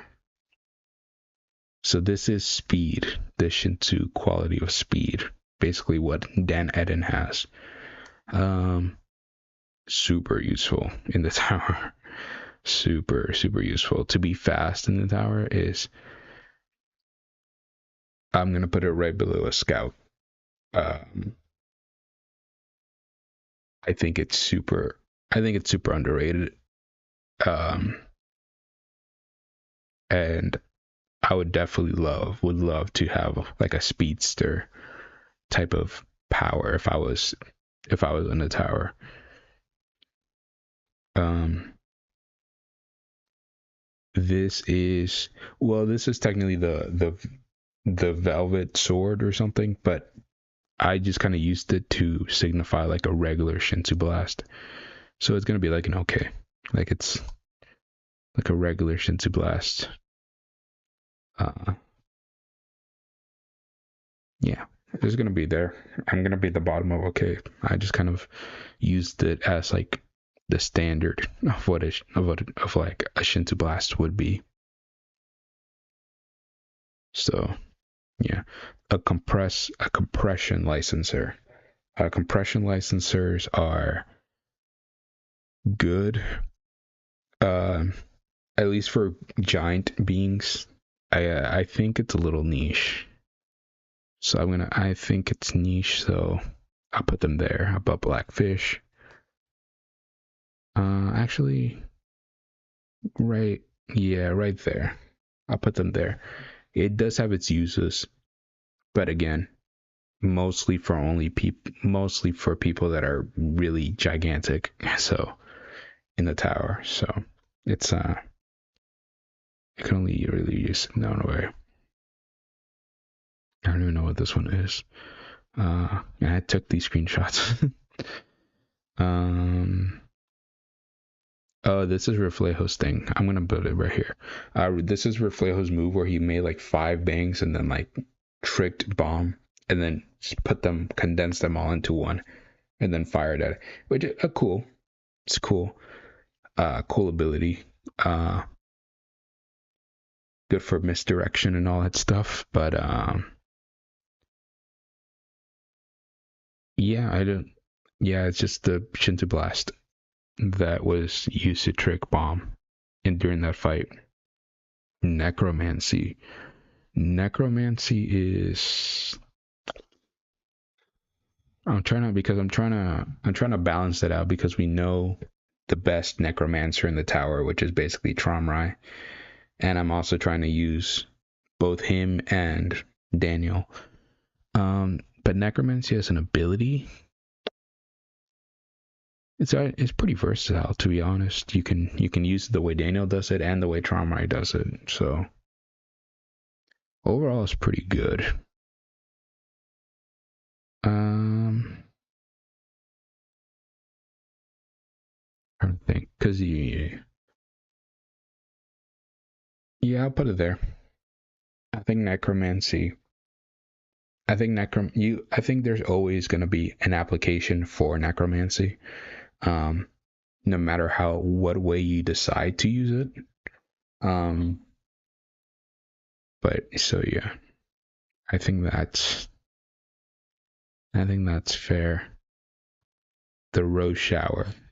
Again, like I said, if I'm using a barometer for Cosmos as a barometer for this, I'm gonna put rose shower right underneath the primal punch. And while the area of effect of the rose shower may be higher than a primal punch, I would also, I don't know, I would just say that that they're right next to each other. Yeah, I'll say that. We've also seen the rose shower go up against Colovan's Bomber Shinsu before, so they're pretty around the same worth in my mind, like of abilities. The Montana Azul, basically, data at once, massive FU spear. If I put Cosmos there,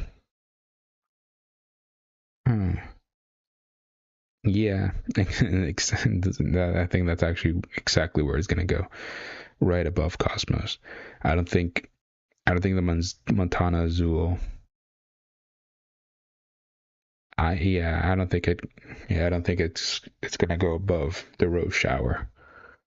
I think the Rose Shower is just a better attack. This is the water, not water jelly. It's the water jelly is like a rancor or something, I think. Yeah. This is monster jelly or something like that. It's the Vice Ultra Director Shinsu. Uh Honestly, this isn't a pure aesthetic thing. I would not want this ability. So I'm gonna put it in don't want it. I don't even know what it does. I don't even know if it's like an actual creature or something. But I don't care what it is. Get it away from me. I don't like it. It just doesn't look cool. And not only not cool, this doesn't look good to me. I'm just like, I don't want it. I rather want it than the other two that have it below it, but nah. Um, Paul's, this is next one is Paul Shinsu, which is kind of the same thing as the Vice Alter Directors, now that I think about it. Just like he makes creatures from a Shinsu and then they're able to attack. But it actually looks cool. So that's a plus. Yeah, I don't know. They kind of do just shoot Shinsu Blast. So maybe somewhere here and really good. I'll put them above. Yeah, I'll put them there. I think that's fine. They're good companions to have. Oh god. This ability that causes me pain every single time I talk to anyone with 2 brain cells. Just kidding. If you think this ability is good, which it is, it's niche, but it's fine. It's good. This ability is very niche, so I'm gonna put it in niche. This is the I forgot what it was. Mouth of Despair. The Mouth of Despair is niche to wave controllers. Or people that use Shinsu a lot, basically. It's going to suck your Shinsu. It's going to make a new. It's going to make like Ling. And then it's going to be the whole thing. Basically, if you saw the fight versus Ren and Bomb, you know what this ability does. I'm not gonna give any sympathy for this ability. It's cost me so many headaches during debates with people. So I'm not even gonna talk about it that much. I'm gonna put it above compression licensors, and that is all. This one is actually pretty humble, but pretty cool ability. It's called Imitation Lure. It's a scout ability used by Hockney, and which basically he uses the lantern in his lantern and what's it called, his fishing rod, to like fire it off and make an imitation of a creature. So they kind of like go near it, the creature goes near it, and then it kind of like explodes and stuns the creatures. So it's a really good. It's a really it's really good for it's niche. But honestly, I wouldn't. I would want it if I was like a scout and stuff. It seems like a really good scout ability, especially if you're fighting stuff like um if you're fighting things like Shinwei and stuff like that. But it's gonna go below everything else in niche. Like, um, but honestly, it's cool. I liked it. Transformation. Just standard transformation that all canines, or at least strong ones, can do. Most of them are all the same, and that's why I'm putting them there. They're gonna go above Shinsu Boost, of course. I might just actually put them just above Shinsu Boost, and that's it. Yeah. Um, transformation is very varied. Like you can have people that have like super big arms or super fast legs or super whatever, but it's going to be is no matter what, it's an enhancement to your abilities, in some way, shape, or form. Um, the Rethris transformation. Um, it's strong. It's definitely strong. Um, I wouldn't put it in great, honestly. It's it's it's a it's a good weapon to have, but I don't know. I'd honestly rather have speed, like be able to run really fast, than having this ability. In my opinion, I just don't think that the Rethorissa transformation is the best ability out there. The same thing with the shield. They're both there. I think the shield. I think the shield's better than the sword, just because I think just defending against strong attacks can save your life more than having a sword on you. Um, so there you go.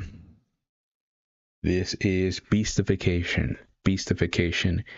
It has it's basically transformation with a downside. uh, but it's stronger than transformation. So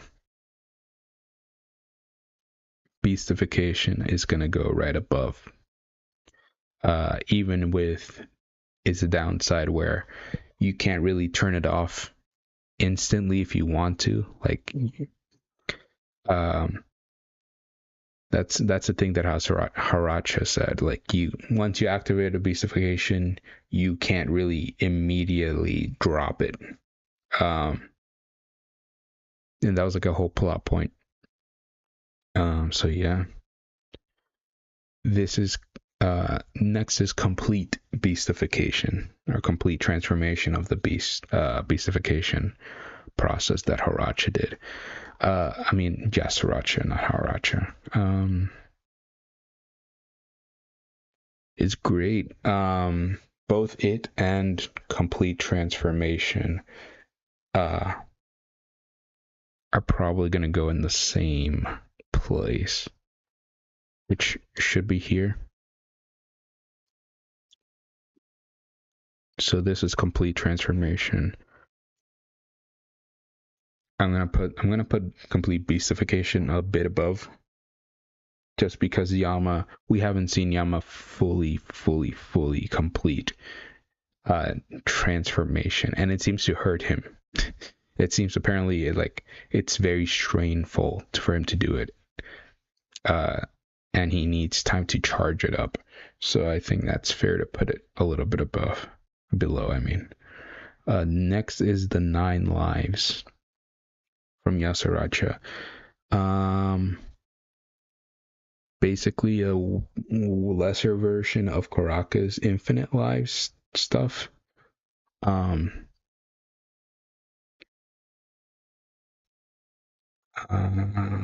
But still really good.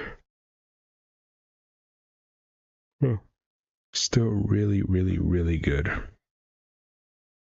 I would put it in OP, actually, now that, yeah. One rank below Karaka's whole thing.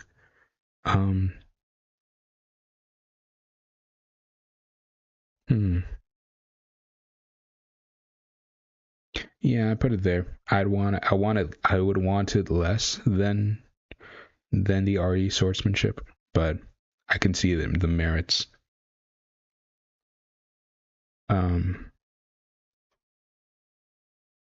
Next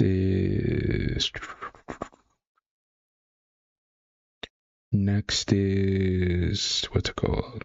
External transformation. External transformation is used by Yasuracha, Yama, and Doom. Just basically making a part of your body transform outward and using it as an extension of your body. Super, it's cool. It's a cool ability, and I would put it above regular transformation, but I don't think I would put it above.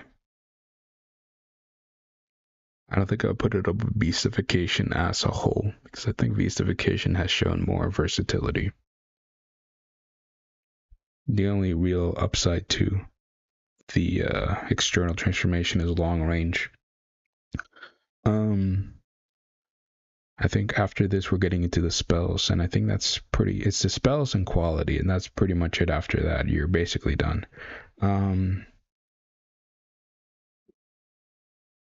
So let's plow through them, I guess. Now we have this one. This is a Jordan specific transformation, which has the ability to anything in his scope that's in his scope, he can fire at it. So it's like the bullet that passes past uncertainty, which is really cool. A super cool ability. Like an amazing ability for a spear bearer to have. And because of that, honestly, I'd put it really. I would want it super badly if I was a spear bearer. So like, would I want it more than the Broken Watch? I'll put it there. Right below the Broken Watch ability. I think that's fair.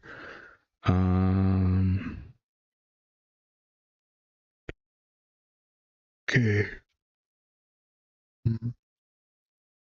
Sorry if I'm yawning. I legit didn't sleep all day. I had a lot of stuff to do in the morning. Let's do the Soul Melting Juice. The Soul Melting Juice. It's a juice that melts your soul. It's gonna be pretty goddamn strong. I'm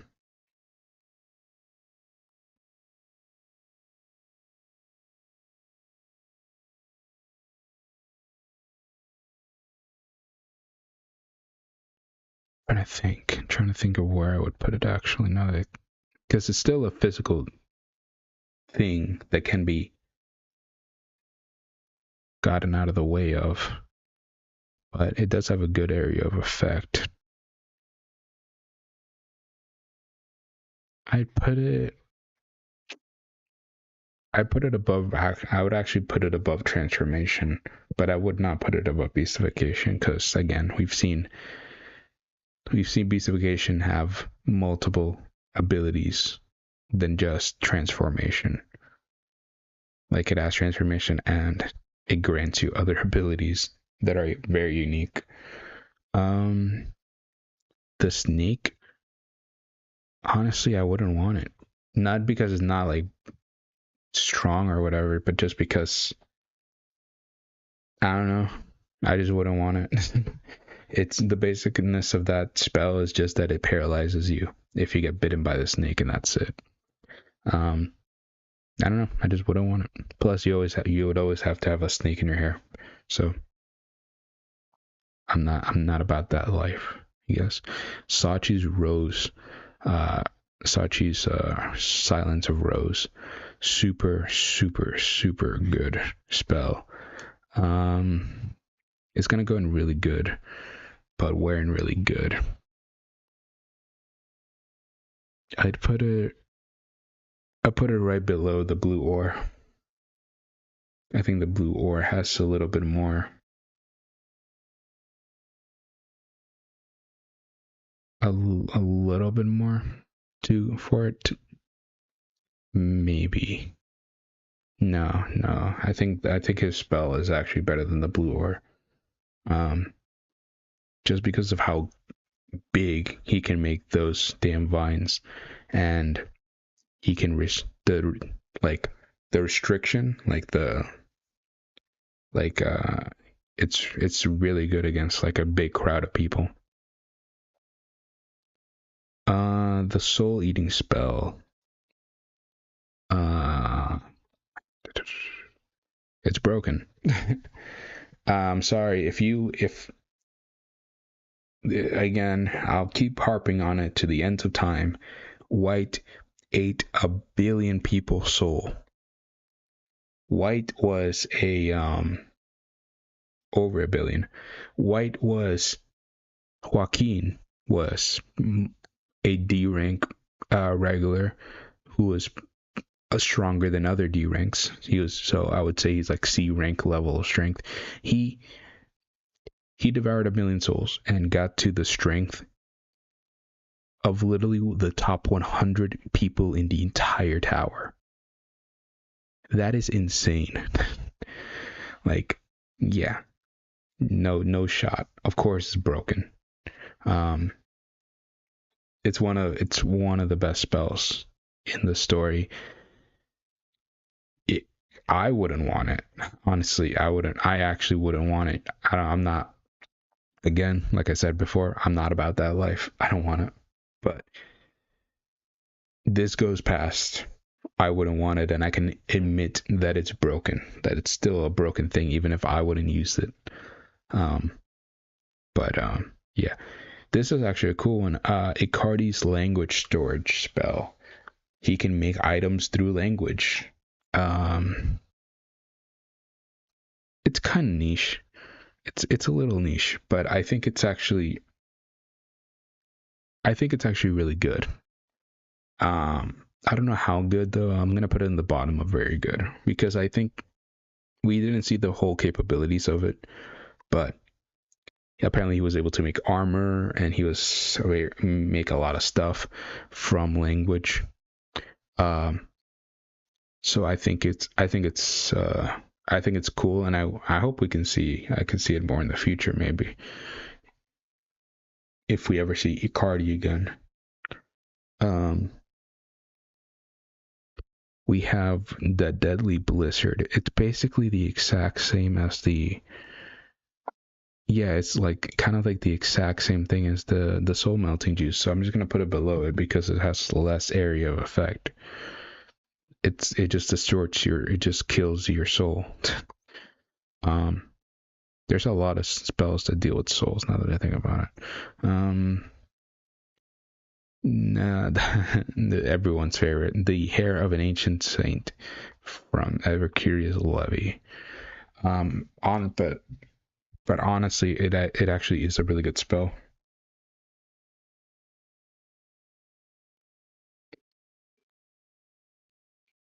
Like, in all honesty. But it's pure utility. So I'd put it above the Shadow Wolves. I think that's fair. I don't think it's as good as other Shin. I don't think it's good as regular Shinsu teleportation is. Because I feel like we've seen regular Shinsu teleportation be more widespread than that, or like further than that. I don't even remember what spell this was actually. Now that I think about it, so I'm just gonna put it in. I wouldn't want it because I have no idea what it is. Another spell I'm gonna put in I wouldn't want is this one, the mysterious spell by Arlene Grace, who, while I do theorize, is actually technically the strongest spell in the series. I still, I mean, I don't know. It's just, we don't know anything about it other than it let Arlene preserve her child. That's all we know about it. So with the information we know, not involving any theories of mine, I can in good faith put it in anywhere in this category. The question mark curse is super niche. Super niche. Exactly. It's gonna go there, honestly, below the Blackfish. The Mysterious Sigil. I'm also just gonna say I wouldn't want it because it's kind of like it goes beyond being niche, just to being like, okay, this is the thing that Rowan used to sacrifice her own life and then to seal White in the Hell Train. And White used it to separate himself after he was defeated by Jihad's princess. It's, yeah, again, it goes beyond just being niche to just kind of not like, it doesn't do anything to benefit anyone really, except for like a sacrifice move, which I wouldn't want to do. This is the incomplete spell of immortality that is used by the Blackskin Division commander.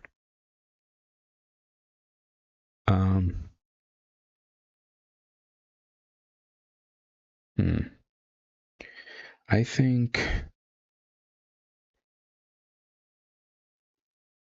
here's the thing: is that it only really fully benefits the Blackskin Division commander, and it doesn't benefit anyone like else. Like the other ones are immortal, like Yuri, Arya, and they're immortal because of this ability. Technically, like they can always be revived.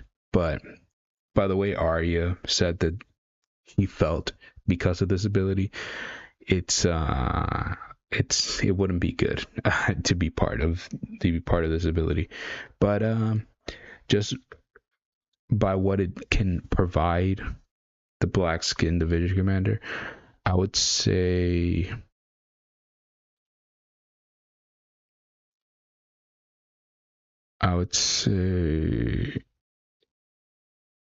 here.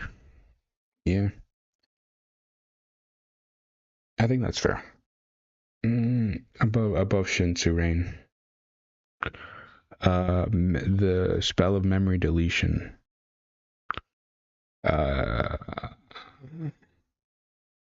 Actually, also wouldn't want it. I don't know. I just don't.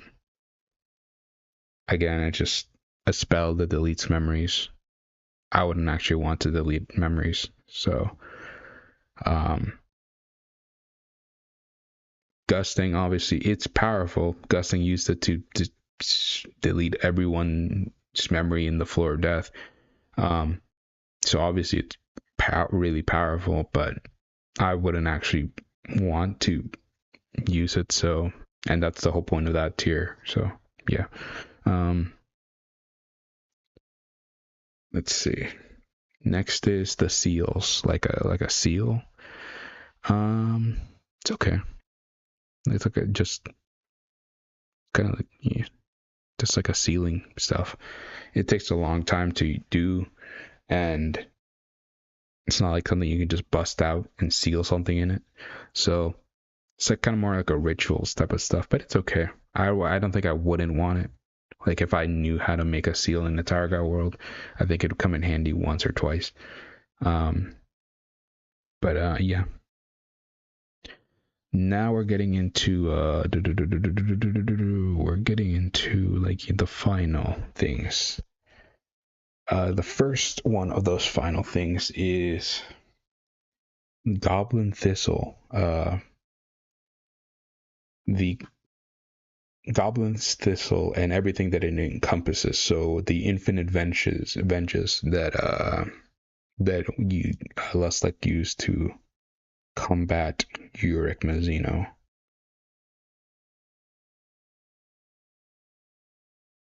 So honestly, it's pretty OP. Pretty OP's thing.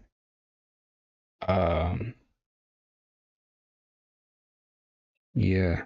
Would I say it's broken? Yeah, I would. I would say it's broken now that I think about it. The more I think about it, because it's just, yes, Uric destroyed it by destroying the spores faster than they could spread. But let's be real. Most people aren't doing that. Most people in the tower are not doing that. And I can't really knock the ability just because it was going up against one of the most ridiculously strong characters in the Tower God world. So yeah, this is, let me do the dark charge first, and then we'll talk about the light charge. The dark charge is basically like kind of like the field Less like kind of makes like a field of power around him. Not only does he make a transformation, but it's also like a field of power where he uses all of his other spells in, um, which is cool. Or at least that's how I saw it. I don't know if it was actually explained to be that. Um, so I wouldn't say it's OP. I don't know. Let's see. Maybe I'll put it in great. I think Dark Charge is great.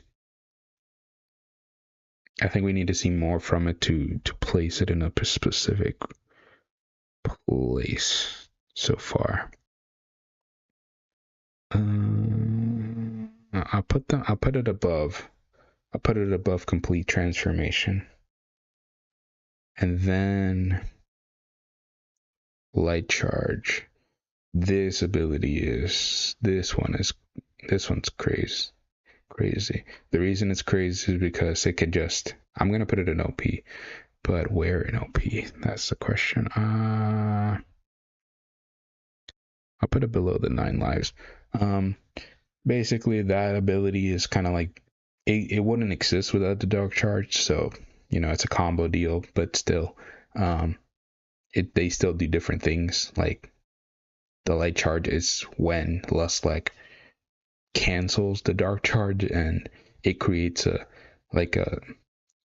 space of nothingness, and where the people inside of it can't interfere with each other no matter what, and that's what he used to escape, which is, it worked on Yorick Mizuno, like completely worked on him. So I mean, we don't know if Yorick Mizuno maybe like went full power, maybe he could break out of it somehow. I wouldn't doubt that's something that maybe he could do, but from what we saw, he got duped by this ability. So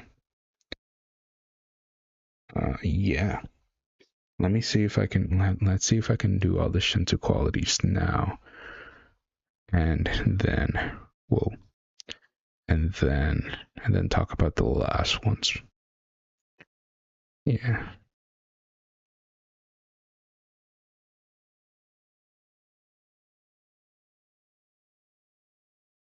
Yeah, that's better. Okay. Racks, rocks. So the rock quality.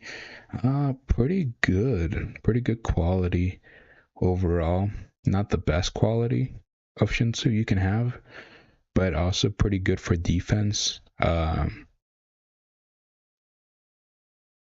Rack has been able to do those like giant statue hands to like in his fight against Levi. So would I put it above a lightning spear?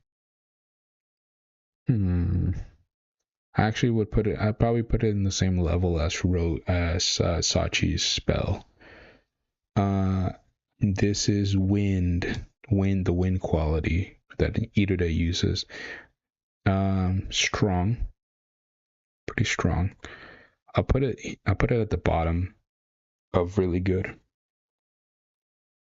because we've seen it can be destructive with like tornadoes and stuff like that, but it could either be there or there, but we'll see. I think that's fair. Ice, the Shinsu quality of ice. Shinsu quality of ice is, honestly,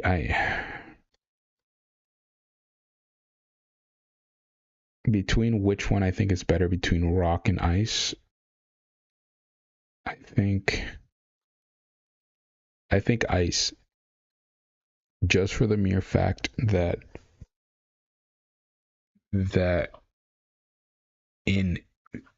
you can use it to like save yourself if you almost die, like Kun did, and stuff like that. Like it has a little bit more usage than rocks, and it has a little bit more stuff like that. But in terms, I feel like they're around the same level. pretty equal.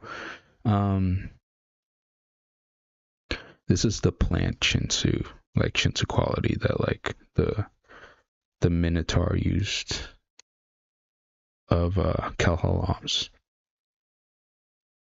The Shinsu quality of plant, I'm gonna put it right with wind. I think that's fine. I think all the Shinsu qualities like base, except for like obviously the orb and some of the other stuff. Maybe some other Shinsu qualities are all generally gonna be really good. Water, this is water evaporation or something like water or steam that will the Liboric used. I wouldn't want it. The thing is that it's very situational. Again, it kind of goes beyond niche and just kind of like not good because its only real advantage other than maybe making a smoke screen is is adding it with another Shinsu quality of like lightning and then making a supercharged lightning explosion. But other than that, I wouldn't say that it's really all that good. Shadow is I think Shadow is the best Shinsu quality. Would it be above Ice? I would want it more than Ice, honestly. But it's tough. I think it's easier to make shapes out of shadows than with ice and stuff like that. You know what? No, I'll put ice above it just because of that whole saving your life thing. If you can have it, so ice can go above, just barely. And pure Shinsu manipulation, or basically water Shinsu, just being able to control divine sea water by itself.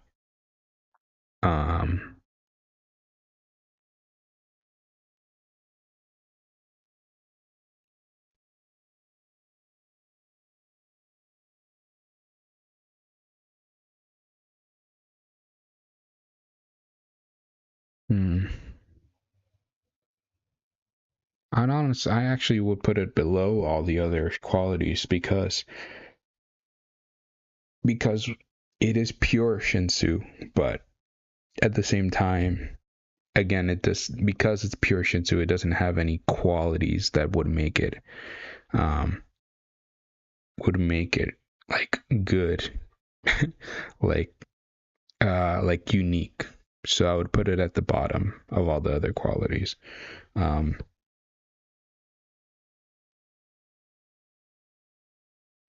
Okay, now we're getting into, well, let's actually do this. I wouldn't want the tongue spell. Just, I don't know. I'm not into like that whole stuff. And I don't think I would ever use or need or want to use the tongue spell that Gusting used on Holland. All right, let's do this. We're getting into the final stretch of things. First, let's start with Gusting's fire. Gusting's fire is very strong fire in the tower, but it's us, so I'm gonna put it in great, but I'm not gonna put it that high. The reason why is because I will put it above his needles. The reason I can't put it any higher than that is because it's very situational. The reason it's very situational and is because it involves completely on knowledge. So its biggest benefit is that it has the smartest person in the tower using it.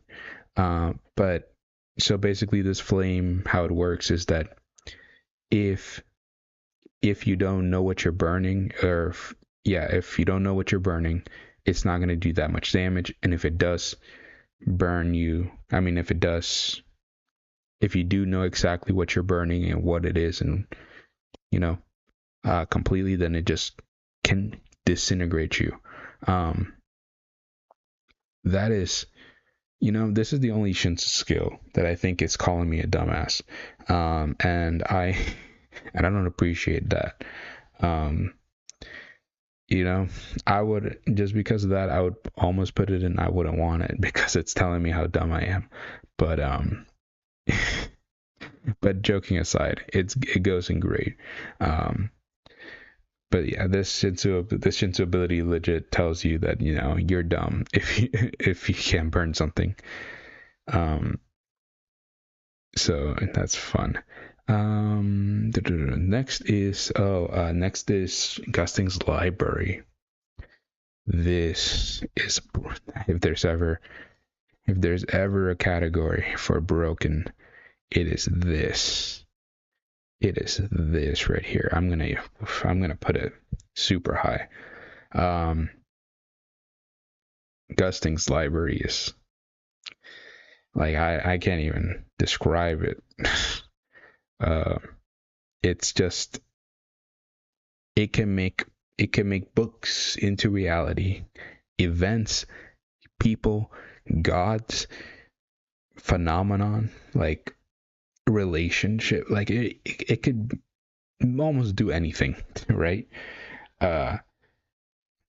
And it is just insane. It's completely insane, just even from the limited amount of stuff we've seen from it. Okay, next is Disconnect. Disconnect is also broken, so I'm going to put it in broken.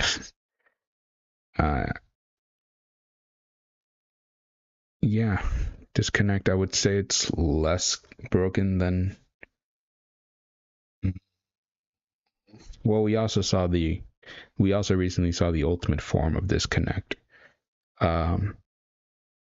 which is definitely, I would say, above Gusting's creations. Maybe Gusting's gonna pull something out, but just being able to like disconnect Shinsu completely, and now Tramrai can even do that with like not only sheets, with pure, like, just make a cylinder of death where basically you're like, no, you don't exist anymore, and he's able to use it to tear apart space. Like, he just get Tramrai just tear apart space between 2 points. It's broken and ridiculous. This is, so I did put Tramrai's version of necromancy. Okay, so I'll just put it right next to necromancy, I guess, of Daniel. Just because I already talked about them both, like, but whatever. I always put them right next to each other. Let's talk about that one later, actually. No, let's talk about that one last. Kel'Halam's Future Sight. Future Sight is really good. We don't know how it compares to the Guide's ability, but I can't imagine it would be that much different.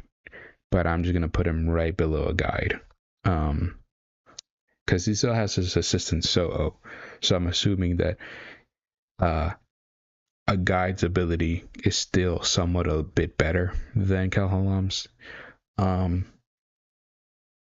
Just my assumption, but because I don't think he can see the paths of the tower, he can just see the future and fate and stuff like that of certain people and events. And he can also be manipulated. Next is Yoraru's multiple hand stuff. I wouldn't want it just for visuals. I just wouldn't want it. I and I don't even know where the heck I would rank it. I'd probably put it in niche, like super niche. It's only effective against Arya's swordsmanship, and even then, it lost to the thing that it's supposed to be good against. So whatever. The Yon Flame. Let's just cut the pretenses. Like all these 10 great family abilities, it's going and broken. I'll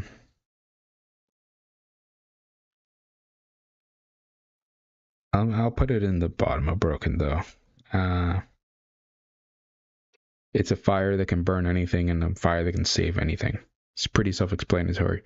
It's pretty broken. The sweet fish, I'm also counting the sweet fish, the current blue fire sweet fish that can that also can tamper with souls, because if I didn't count that, then what was the point of adding this one and the Yon Flame? I'm gonna put it in OP. I'm gonna put it in OP. Yeah. I'll put it above the 9 lives. Yeah, that's fair.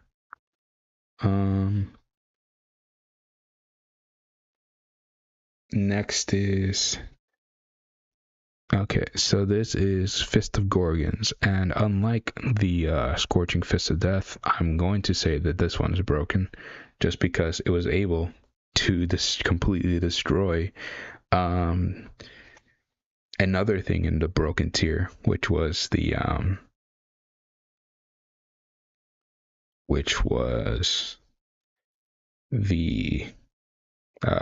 Infinite Vengeance Spore. So yeah, this ability is crazy. Super cool that we even saw this ability from a Xeno in the first place. But yeah. Next is, and I hope we see way more of my Xenos full capabilities way later on in the story. Next is Dejah's Eyes. Dejah's Eyes they can see the future, kind of like Hellhound, but I think worse. Honestly, I think it's a lesser version of that. But still, obviously, seeing into the future is amazing. So I'm going to put them in great.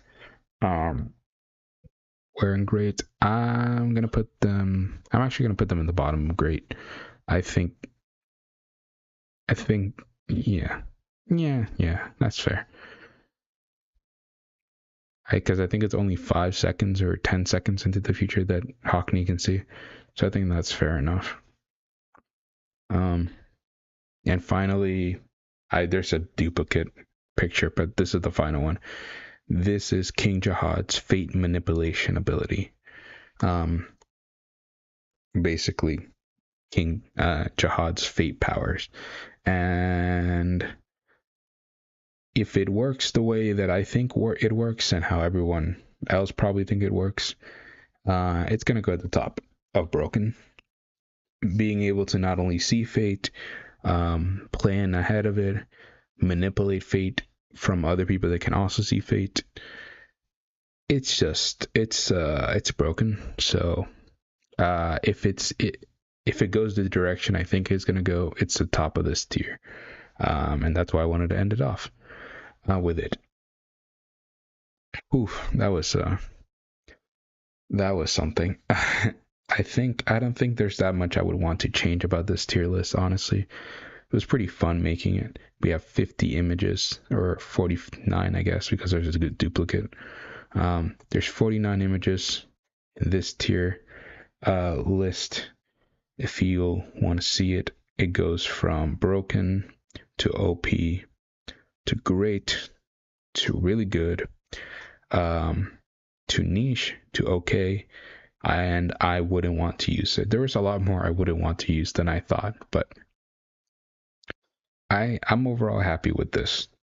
I'm overall happy with this tier list, and I think there might be some things that obviously in the future I'm going to change my mind about them, but in general,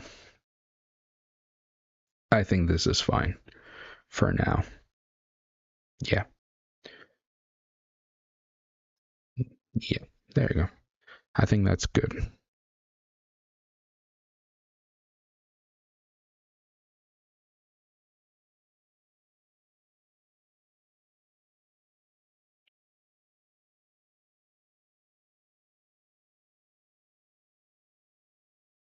Cool. Also, also for some reason, I'm gonna be honest, guys, completely honest. I can't. I was for some reason the chat showed up like I couldn't see anything, so I thought none of you were interacting this entire time, and then I just went to see. Like I refreshed the page or something, and I just saw like a bunch of messages. I'm so sorry. I just saw like a bunch of. I did. Wow. You know what? So let's have fun. Let's talk about all the messages from top to bottom that I didn't see earlier and I didn't respond to. Um, the vast differences between abilities because their overpoweredness, they're described as shifting the outcomes of battles, at least to my memories. They can be flexible, very potent though. Perfect circles, that's crazy. um, Allows a lot of EC applicable abilities and also fulfills the artist's dream of drawing a perfect circle the first time every time. A lot of potential. I hope we see it even more. It acts like fire, so it still uses still. Hanseng Yu is a very good teacher with some broken abilities. Yeah, definitely 100%. What if Arlen became the leader of Thug? Well, I don't know. I never heard of Thug before, but I know what you're talking about. Fug. You just spelled it wrong. Fug. If she became the leader of Fug, that actually, honestly, I would love to see that storyline, but I don't know what would happen. I would put the floral butterfly in great. Where did I put it? Did I put it in great, or did I put it in broke in OP? I put it in OP. Yeah.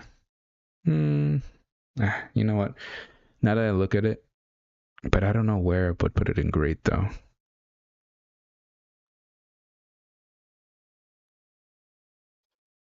I think you're right. I think you're right, but I don't know.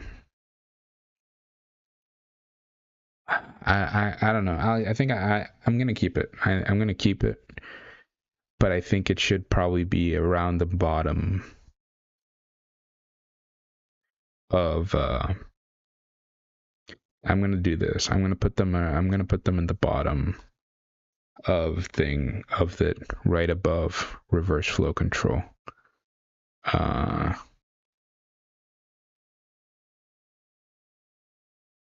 uh, there's got to be a lot of abilities in the entirety of Tower Gods, so we're gonna be here for a while. Um, yeah. Well, the thing I didn't do duplicates of a lot of abilities. Most of abilities in Tower God are just Shinsu Blast, so I just took every unique ability in a way. So his abilities that low. It's niche, legit. It's the nichest ability I could think about. Like it's it's basically Shinsu teleportation, but with redirection. It's basically the same thing as Shinsu teleportation. So if you want, you can just put it in the same place as Shinsu teleportation. Um, but I think it's just, in my opinion, it's just niche. The way she explained about it, it was just niche. Um, um, so you should have had bomb copy Charlie's abilities as well. Not gonna lie. Um, maybe. Um, I mean, you can go through the list of everything. Bomb's copying ability is super weird and inconsistent sometimes, where it's like it was described where he can get hit with any attack, but like, and then he copies it. But like we've seen him get hit by plenty of attacks, and we don't see him copy those. So like, I don't know. Who made the biggest black hole? Shinto Black Hole Sphere? Well, that for now at least, that's Tromrai. Um, But none of them work. But none of them work at the tower. White Heavenly Mirror definitely up there. White Heavenly Mirror is an item, not a technique, sir. Just kidding. No, White Heavenly Mirror is a really good item, but it's not an ability. So, he might have a cheat sheet for reference. I had it for half of the list.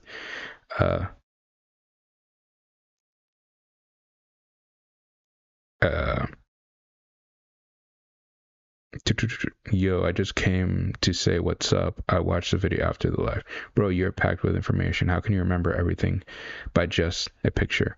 You might have a cheat sheet for reference. I don't have a cheat sheet for reference. I'm pulling it out of the old noggin.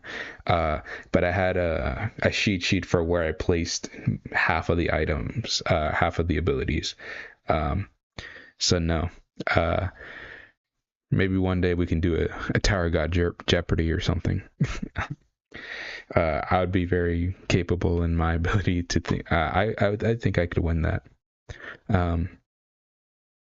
It's not possible that he has to memorize by heart. I take offense to that. I take offense to that. I do have them memorized by heart, sir. To win against Arya's swordsmanship every time in the story, you'd have to be straight out stat them. Yeah, I really like Hot's first season, lowest flying swords and highest floor skill. I guess I just started, it's too OP for the second floor.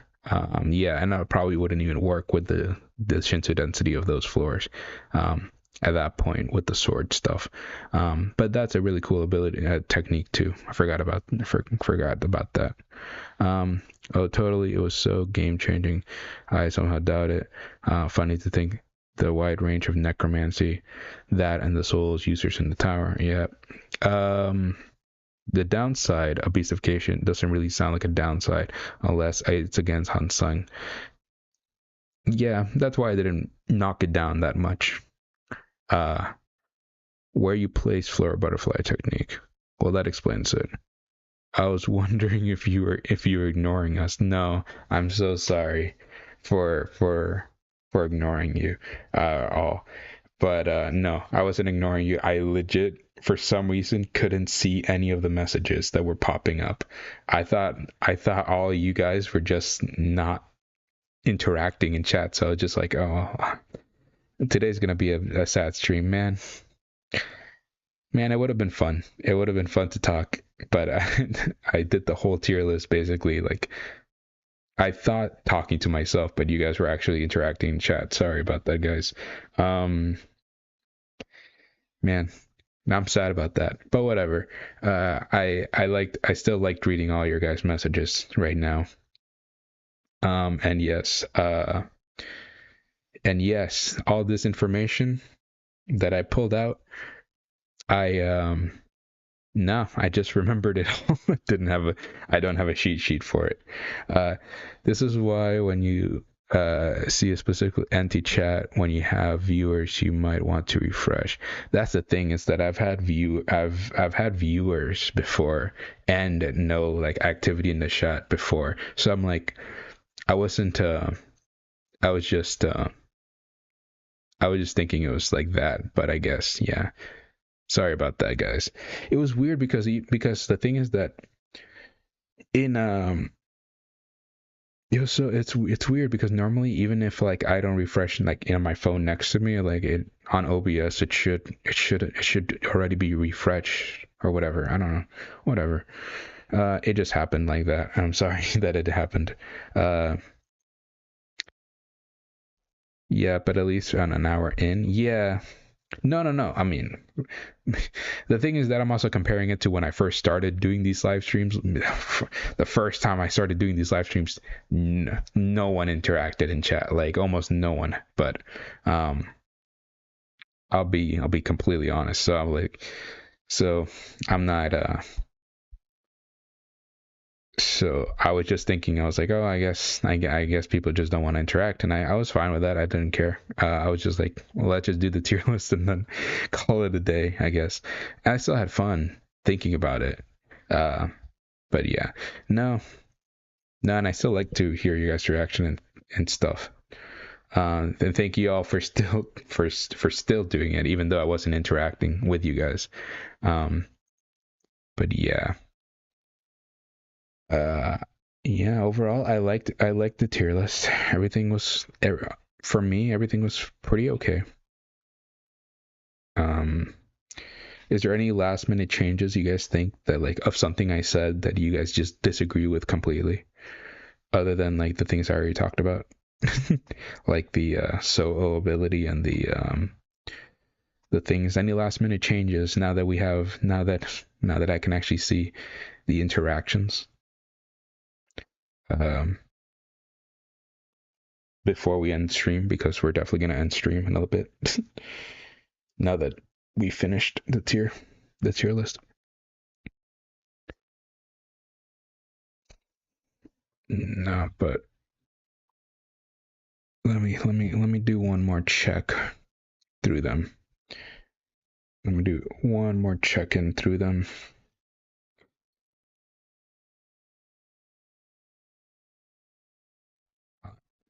If you don't mind me asking, what is the fourth ability in Broken? The fourth ability in Broken. Oh, so this one where I'm pointing my mouse at, I'm guessing you're talking about. That is Gusting's library. I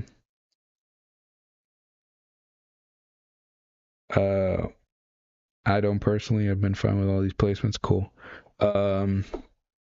That's Gusting's library, basically his records, the power of imagination that he uses. He reads a book, it becomes reality. Again, like I said, either gods, people, phenomenon, anything, like basically anything in the that it's in his book, he can make a reality. He summoned Prometheus, he summoned Unos, he summoned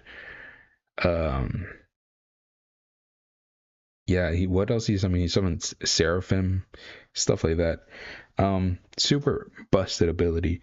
And it's not just limited to people, it's also phenomenon like earthquakes and stuff like that, like natural disasters. Anything that is in his books he can recreate. So yeah. I think that's pretty good overall. I don't think I have that many things. Of course, there's going to be contentions, but I'm not too mad about it. Again, I'm so sorry for not seeing the messages. But still, thank you all for interacting and still being here for the ride. And I'm happy that you still had a fun time, hopefully, watching this me rambling by myself for a while. Yeah. All right. Now, yeah. So, hope you guys have a wonderful day. Next week, I'm most likely going to make a video and upload it. I don't know when. I can't tell you. I haven't recorded anything yet. Probably going to do that tomorrow. I may put a poll to see which idea, because I have a lot of scripts set up, but I don't know which one to do yet. So I might put a poll to see which ones you guys want to do. So yeah. Which one you guys would most like to see. So yeah, other than that, yeah, the live stream was super good. Have a good night. Oh, thank you. Have a good night. I enjoyed the vibe, and at least you found out at the end. See you later, man. Thank you for always being in chat. All right, see you guys.